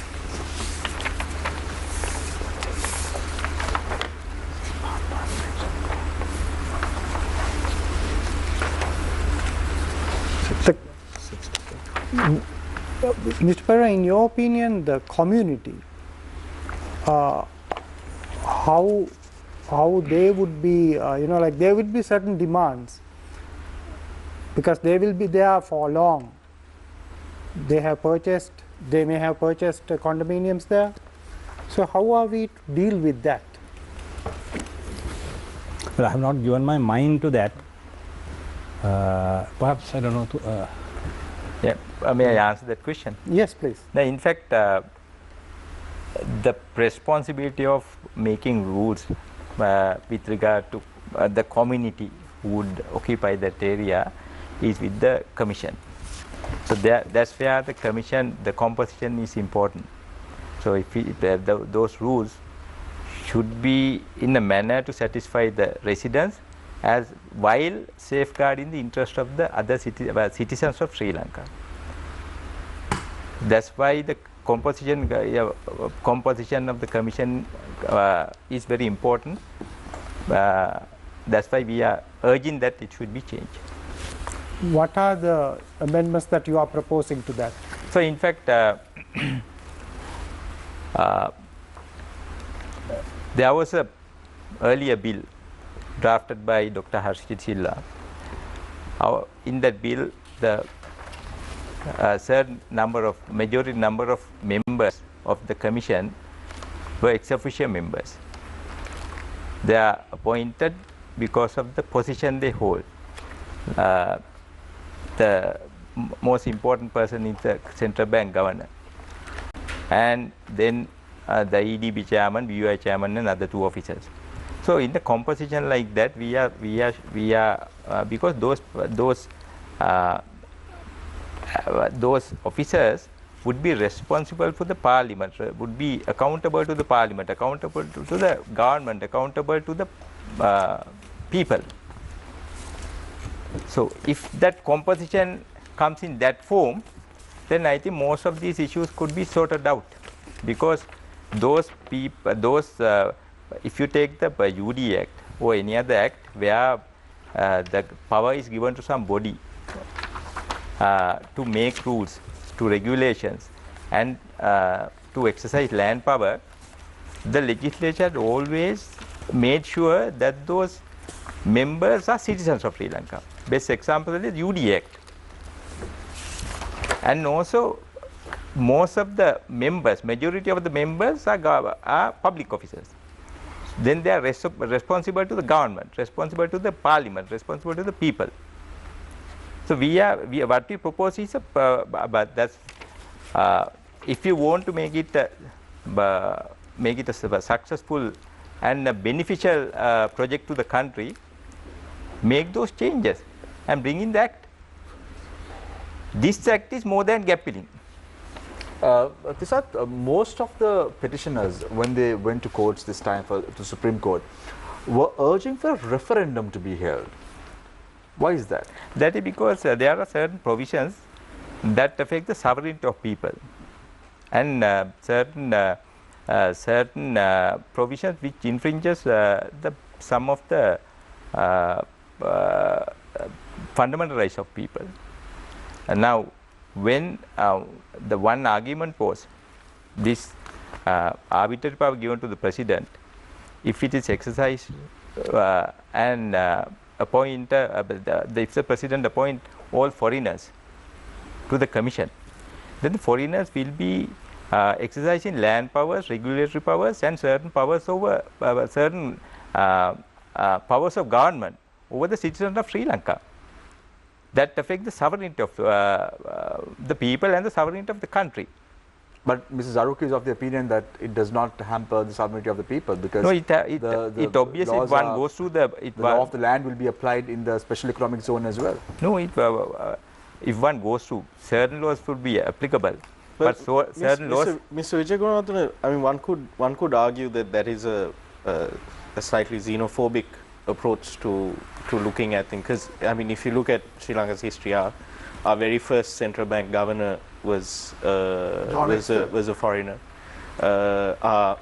One before the last central bank governor was also a foreigner, and I mean, it seems that what the amendment that you're proposing would close us off from accessing professional expertise from overseas. Your question itself has the answer.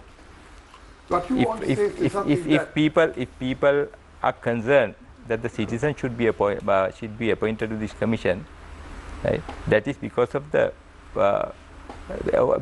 experience in the recent past. Tisat, you are trying to say that if foreigners come in, I mean, they will act against the interest of Sri Lanka. But certainly they will act against the interest of Sri Lanka. They all report to the president, and you have an executive president who have been given rightly or wrongly executive powers. He has the right to appoint, and he has the right to. The president might decide that the next election he will not contest. He will not contest. But in a matter so where would the president will appoint? Supposing I am not. Mr. Vijayagunathan, I mean, I think you're wrong. By that logic, you wouldn't be able to. You see, the previous administration hired a well-known overseas consulting firm.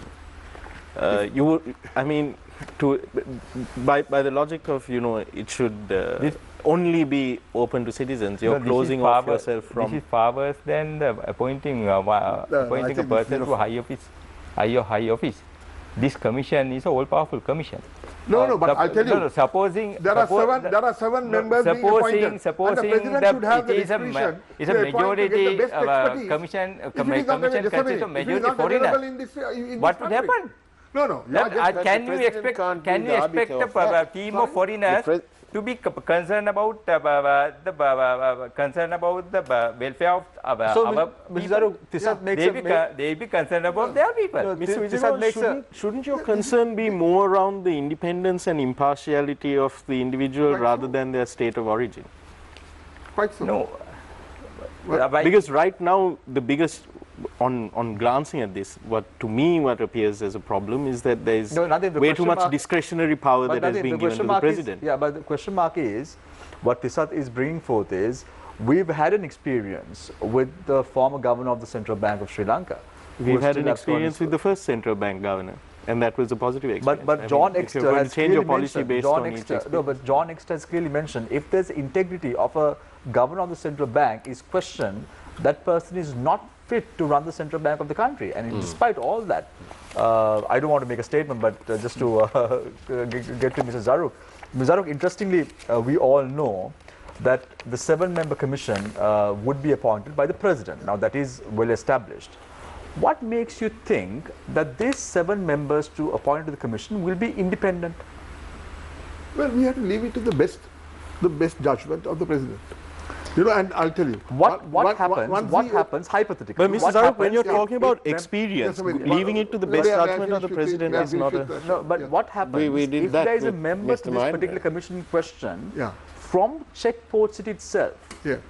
Then what happens? The president has every right to ask for his resignation or to dismiss him.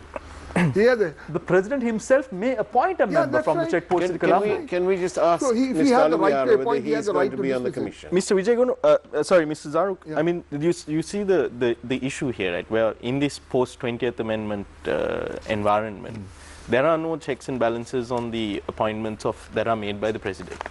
So that discretionary power, regardless of the citizenry of the people being appointed, don't you feel that the president, the office of the president is being given way too much, that the discretionary power afforded to that office is expanding at unsustainable rate, unsustainable in terms of democracy? The president already has the right today to appoint judges of the Supreme Court. They have the right to appoint. You have to leave it to the best to his best judgment, and ultimately you have to have the checks and balances in place. If he has made a wrong decision, he will have to pay a price. Because I'll tell what you, is the price? Isn't it better to prevent the wrong decision than to wait for the wrong decision to happen? He's answerable to number of judges, my dear friend. Number of presidents have paid their price in our own country. If you don't do it, so he will too has to be ultimately sovereignty rests in the people, and the people will judge. What he did is right or what he did is wrong. The price will be paid by the people, not by the perpetrator. That's what Mr. Zaruk, isn't it better, isn't it prudent to preempt wrong decisions or mistakes being made by having the checks and balances in place? We don't have a constitutional council anymore to vet the appointments made by the elected by the people. Never mind whatever majorities or whatever numerical strength that he may have from the electorate. That's a different issue. But once you have a president appointed, I mean, well, look, he has the complete right to make those appointments. So he does, but subject to checks and balances. Where are the checks and balances? Exactly. That's my question. That's my question. Where are the checks and balances? I'll tell you, the checks and balances, I'll tell you, rest in the people. The people who elected him. He is answerable to the people. The checks and balances were destroyed by the 20th Amendment of the Constitution, Mrs. Zaruk. Who introduced the 20th Amendment? Who brought in the executive presidency in this country? Who brought in the 20th Amendment of the Constitution? That J.R. Jawahar did the same thing. I do concede. Mr. J.R. Jawahar who brought the 20th Amendment of the Constitution? Now, 19th Amendment of the Constitution was brought by the fact that J.R. Jawahar did it does not mean that we must continue to carry on with that sort of the executive presidency, rightly or wrongly, has been introduced in this country, and the people have accepted it. They have not rejected in terms of the provisions of this. But Mr. Zaruk, I mean, when you're discussing on the principle, the executive presidency and its powers, when discussing the principle, is another debate. But in this particular instance, I mean, let it be a prudent president will be prudent enough to make a prudent appointment. No, but that reflects the commission members. And if he has not done it, he will have to pay a price. What is the price? What is the price you have to pay? The people will question it. People will rise and pay the price, not the president. No. Mr. Zaruk, we were talking about our experiences. Sovereignty ultimately rests with the people, and he is answerable to the people. Mr. Zaruk, we're talking about our experiences with central bank governors. I mean, going by our experiences with presidents, I would say that you're putting a lot of faith in the president acting prudently. And that president had to pay a price. What was the price? Tulsi, now the Chinese defense minister is coming to Sri Lanka tomorrow. Are there any events planned where the Chinese defense minister participating in the Czech port city? I have no visibility on that. Obviously, the Chinese embassy will make those arrangements. As of now, I'm not aware whether he's visiting the port city or not. Tulsi, we're talking about this missing piece in terms of investment. You in fact said the bill is important to attract FDIs to the country, and you are of the opinion that the bill in its totality should be enacted as a law in the country. Am I correct to say that? I mean, if there are any amendments that is required based on the determination by the Supreme Court, obviously that has to be done. But the point I'm trying to make is for SEC to be successful, there are more than 5,000 SECs in the world. Majority have failed. Why? Because there is more political interest over economic interest. So, but there are SECs that have done well as well, like correct. Seychelles, Gibraltar, where money laundering is rampant. We're talking about. We're only talking about the model in Dubai. We're only talking about the model in Singapore, which has worked very well. There is very less money laundering activities taking place in Singapore because it's a very transparent system, and we're talking about success stories. But we are not talking about countries which has gone through the mill. Example, Gibraltar, money laundering is taking place rampantly. Seychelles, money laundering is taking place rampantly. We are not talking about these special economic zones. We are only talking about the success stories. If it takes place if it is taking place in such countries, it's because of the lack of checks and balances. So what is most important, Shami, the other point you are driving in, is I think is right. When you have these things, you must have the checks and balances like in Singapore. And that's the long and the short of it. So in Sri Lanka, we don't have those checks and balances in place. We will have to have it. We'll have to have it when? We'll have to continue simultaneously, parallelly, congruently, go ahead with it. Yeah. You know, we have to develop that as a part of it. Along with, let it grow. At the moment, what are we talking about? That part let of us it, have a law. Sorry, let us have a law. Let us have a law. Let me pose this as a question to you. Yeah.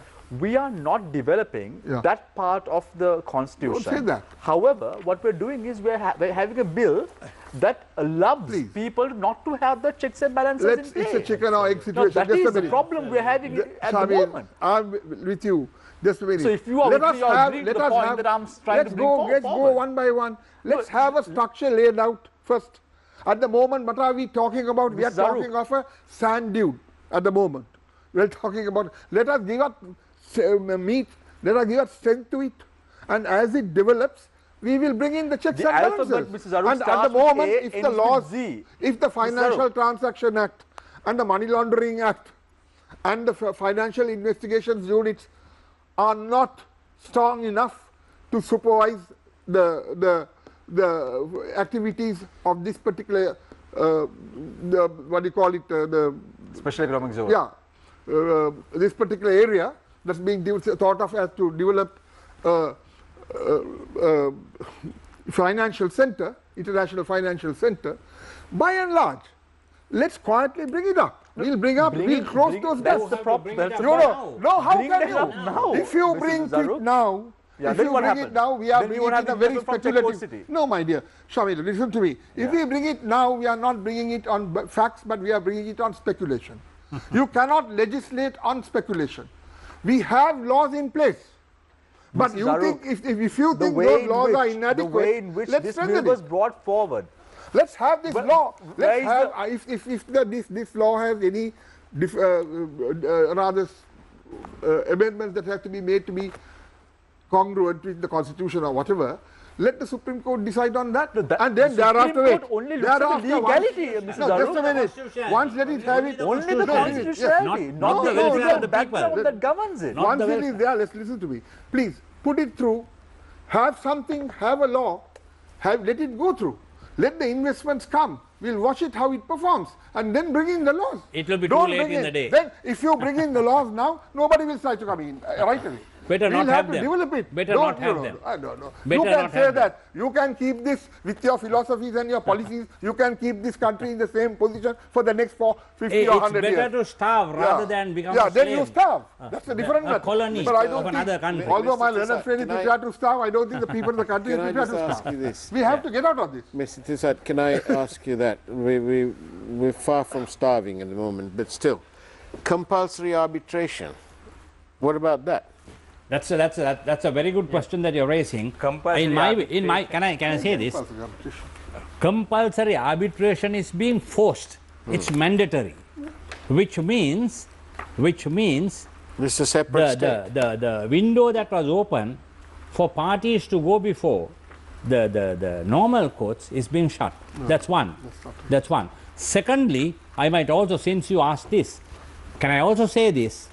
There's provision here which says that once, when going back to something else, when you purchase goods or services within the zone, when you come out of it, you have to pay a levy. Yes.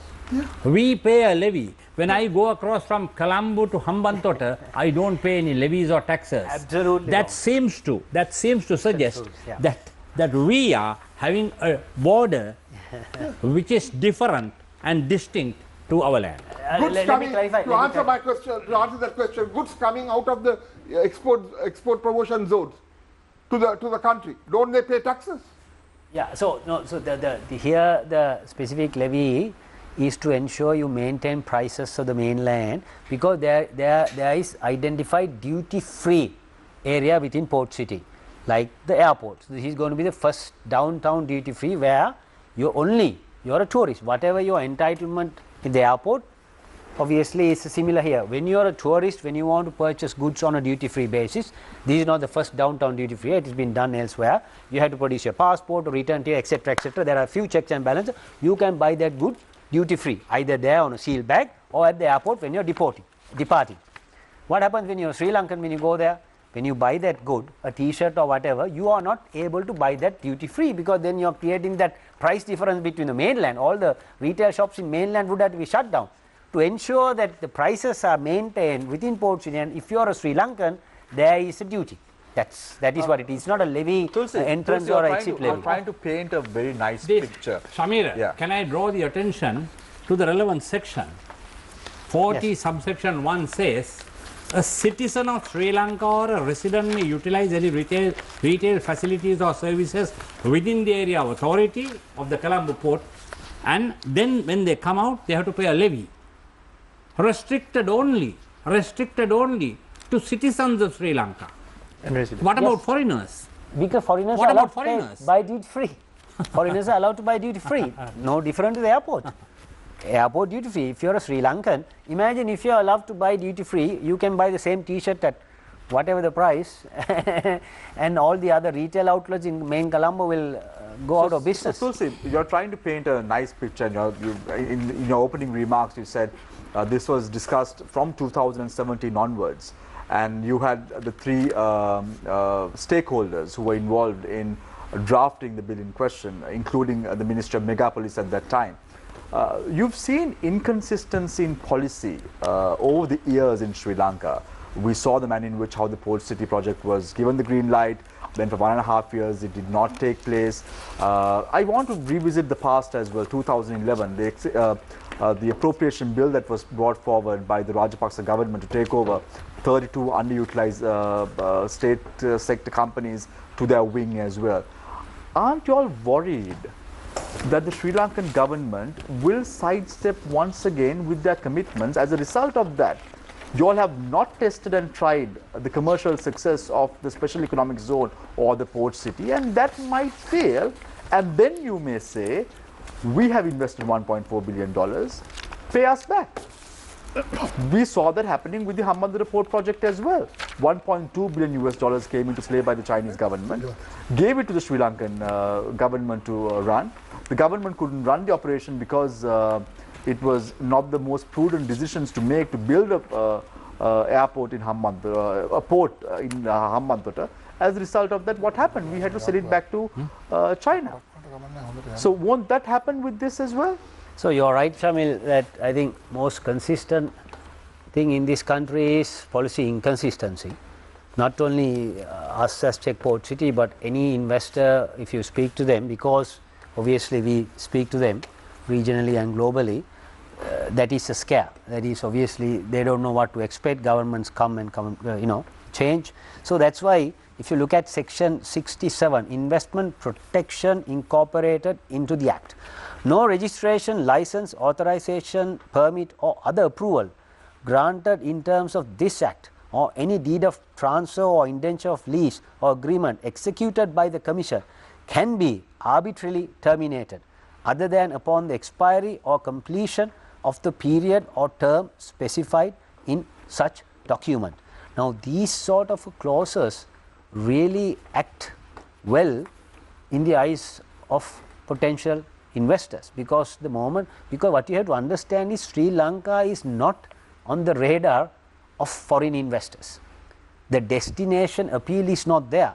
So what does this law, which is not unique to Sri Lanka, these sort of things have been, it has to act as a marketing tool as well. So let's say Tisat that let's say Tulsi that the bill is being tabled in Parliament in a few days from now, after the constitutionality of it is being declared by the Supreme Court. We know that will probably happen this week or early next week.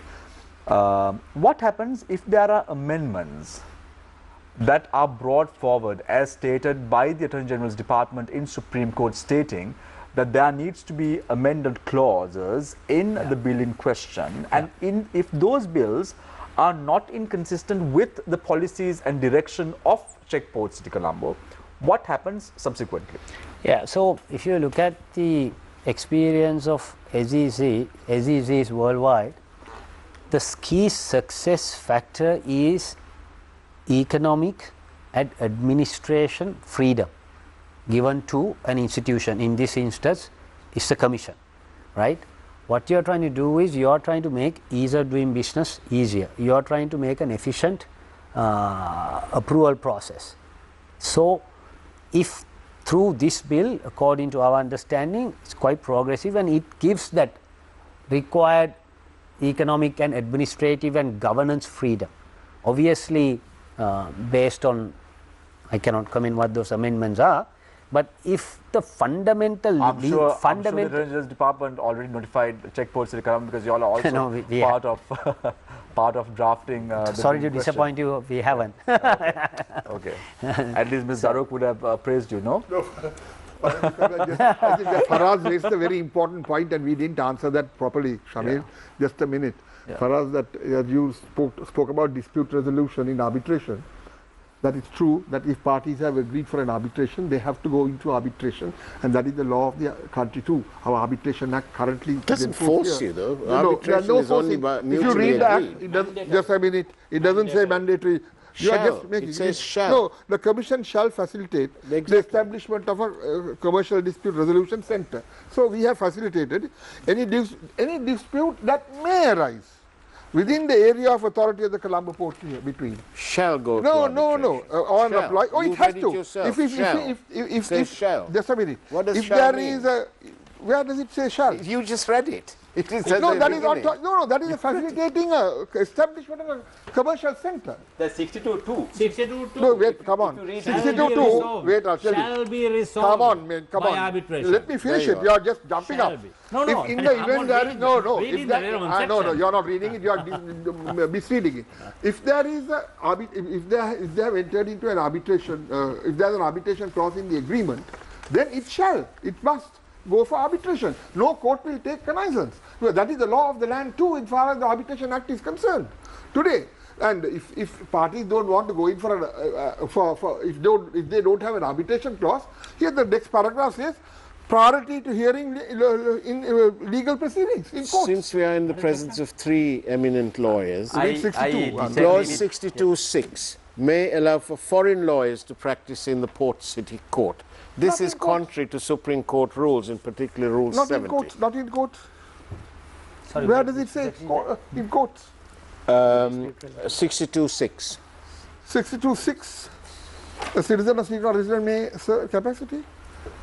May allow for foreign lawyers. We've been fighting it for years 62.6, now, I'm especially having this government. 62.6 for us.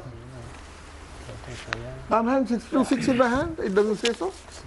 So there's no reference to foreign lawyers, no? No, a citizen of Sri Then Lanka or a resident 62.6 reads, 62.6 reads, a citizen of Sri Lanka or a resident may serve in any capacity in the operations of any activities of the International Commercial Dispute Resolution Center.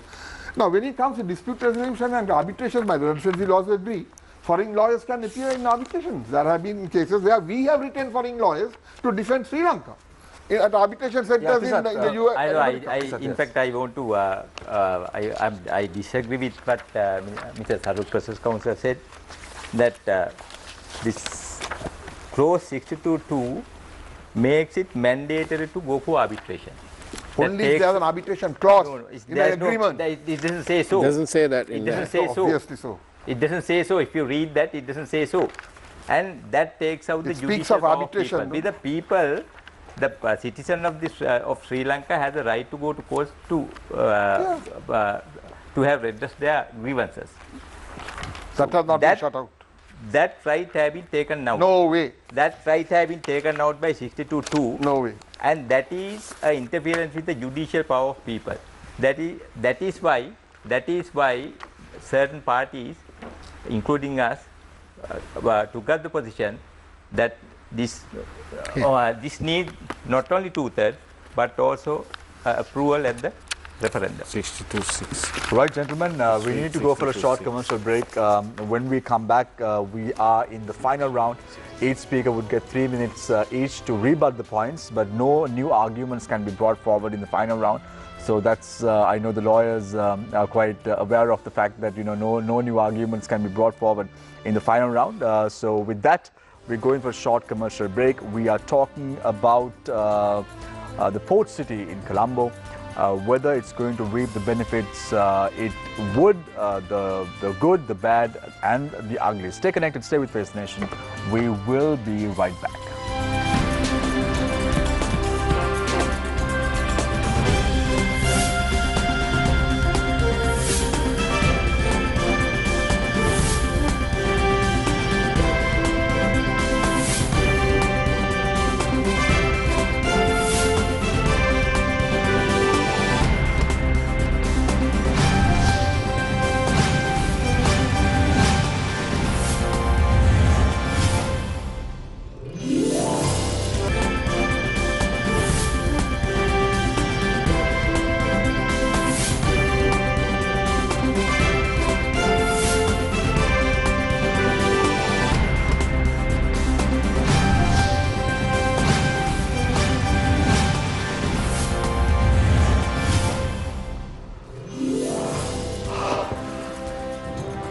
Welcome back. It's Face the Nation. We start off the final round with Thisat Wijegunawardena, President's Council. Now, as a matter of policy, we are not against this project. What we are against is the manner it is going to be implemented to this bill. If this bill becomes law as it is, that will be disaster to the country. The purpose of this project will not be served.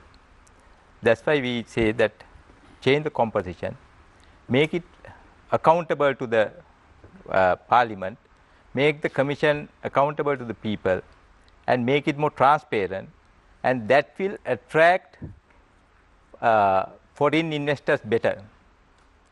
When this commission commission consists of members appointed ex officio, and when it is accountable to the parliament, when it is accountable to the government, when the accounts are audited by the Auditor General, when this commission goes before the COP and COPA, that will boost the investors' confidence, because this is a then it will become a properly regulated commission. Then only you can attract genuine foreign investors. If you want to attract genuine foreign investors, you have to make those changes. Otherwise, there is a danger that even the sovereignty of the people, sovereignty of this country could be affected because of certain provisions of this bill. So, if you want to, as it is, this bill is a Trojan horse. If you want to make it turn it to a silver platter, you have to bring those changes. That is up to the 225 parliamentarians. I hope and pray, for the sake of this country, they will bring those amendments, and it will not be made into law as it is, because this act as it is detrimental to the country. Thank you very much, Tisat Vijay Gunawardana, President's Council, Tulsal Vihari, Assistant Managing Director, Czech Port City, Colombo Private Limited. Yeah, so if you look at our history, whatever we have done in the past have not worked thus far. So we can't be doing the same thing and expect different results. Here there is a great opportunity where a private sector has made that investment and created an asset. The government of Sri Lanka needs to kind of augment that with the required software, which is business friendly laws and regulations, to position Sri Lanka, Colombo, as an attractive destination for businesses. What you have to realize is, see, youth 10-20 years ago, youth now, or youth in the future, their aspirations and lifestyle requirements are quite different. 100,000 people every year emigrate. Of that 25, these are skilled, right? Skilled workers emigrate out of this country. There's a huge problem about brain drain. Of that 25,000 people are professionals, because the youth in the now wants to travel, they want to see the world. Our rupee was 145 rupees in 2015. Now it's touching 200 rupees, right? So give the opportunity for youth of this country to work for multinationals, not having to go to Singapore or immigrate to London or anywhere else, just in their backyard, earn in foreign currency, have that capacity to travel overseas, have that aspirations to ensure that as a nation we progress. And I hope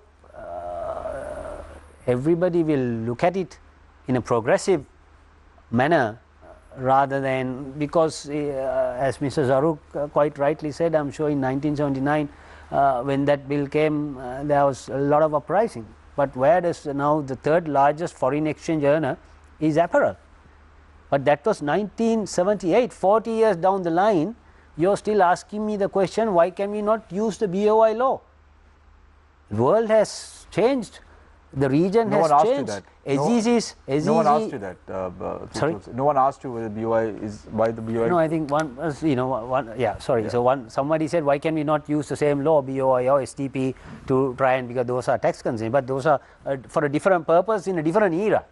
So this is now progressive, and I sincerely believe that with this Port City law being enacted, it will also act as a test bed for Sri Lankan government to roll out certain policies in a controlled environment, and like the BOI, rest of the BOI zones, to roll it out in rest of Sri Lanka on a selective basis. It can be Colombo 1, 2, because the law very clearly provides that flexibility.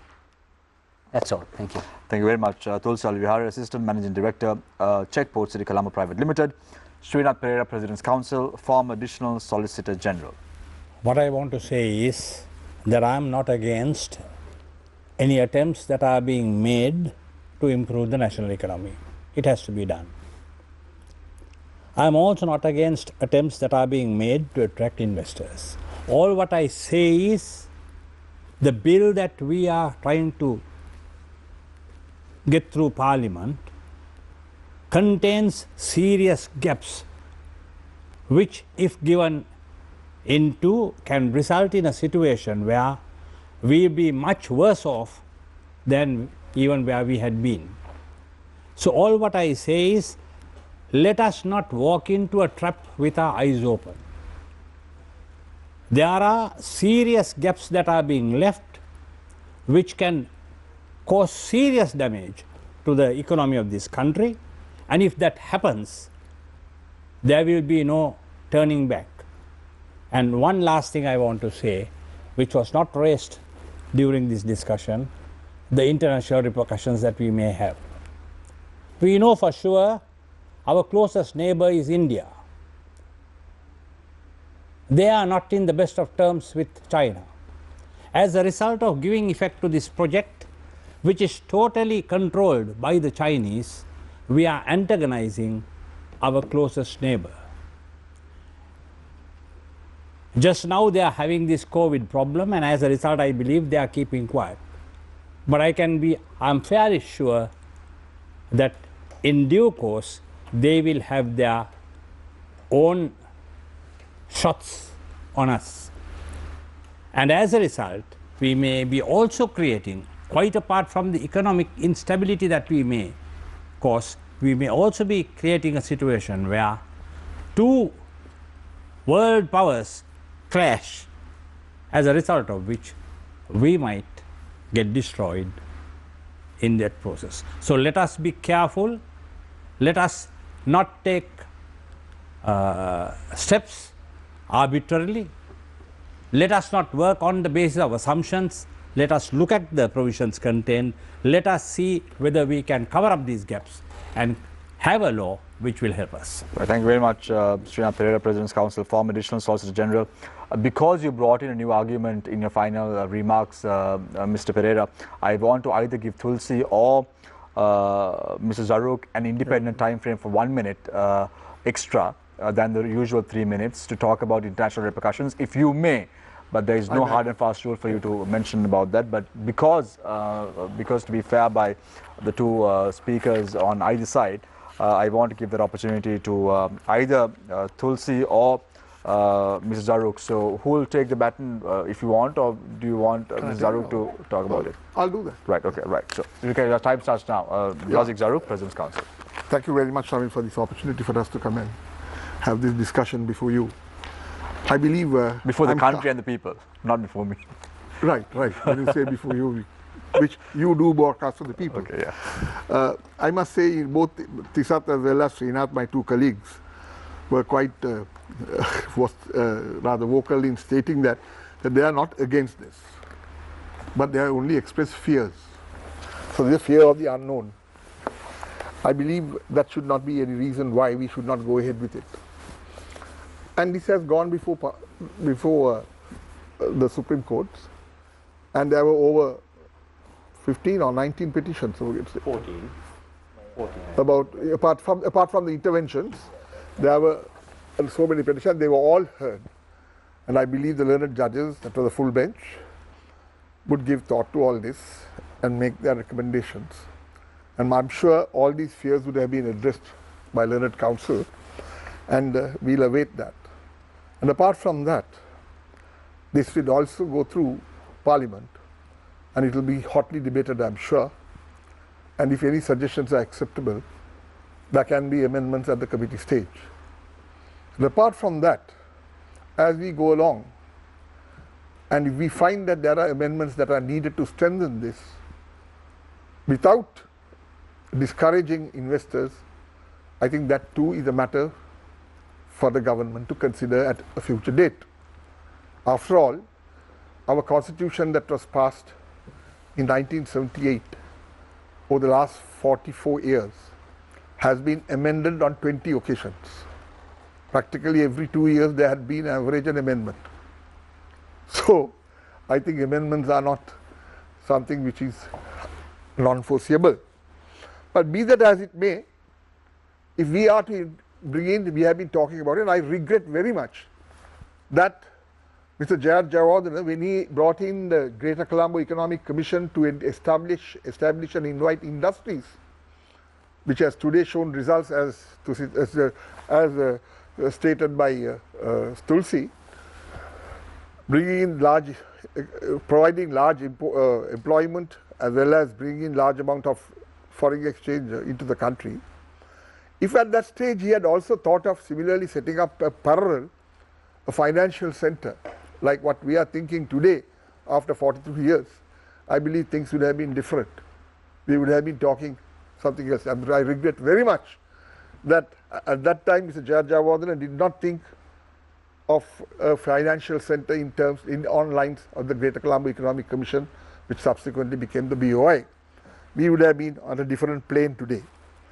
But as far as we are concerned, we are a sovereign nation, independent.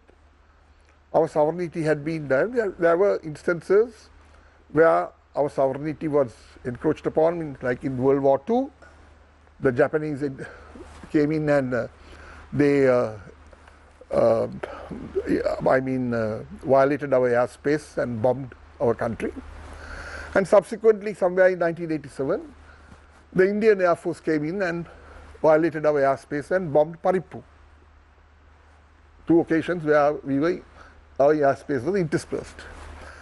But if you go back in history, General Zheng He came with a fleet of 300 vessels from China to Sri Lanka. And he did not take over the country. We could have done it overnight. He did not take over the country. We need not fear about this, and we cannot be, because we stand as a sovereign nation. So I don't think we should worry about these things, about India or anybody else. As a sovereign nation, we should be free and independent to do what we want to do, as long as we do not bow down our heads to any of these nations who are prepared to surrogate us or Thank you very much. Thanks a lot, Mr. Razik Zaruk, President's Counsel. Once again, Srinath Pereira, President's Counsel, former Additional Solicitor General, thank you very much for joining us this evening on Face the Nation.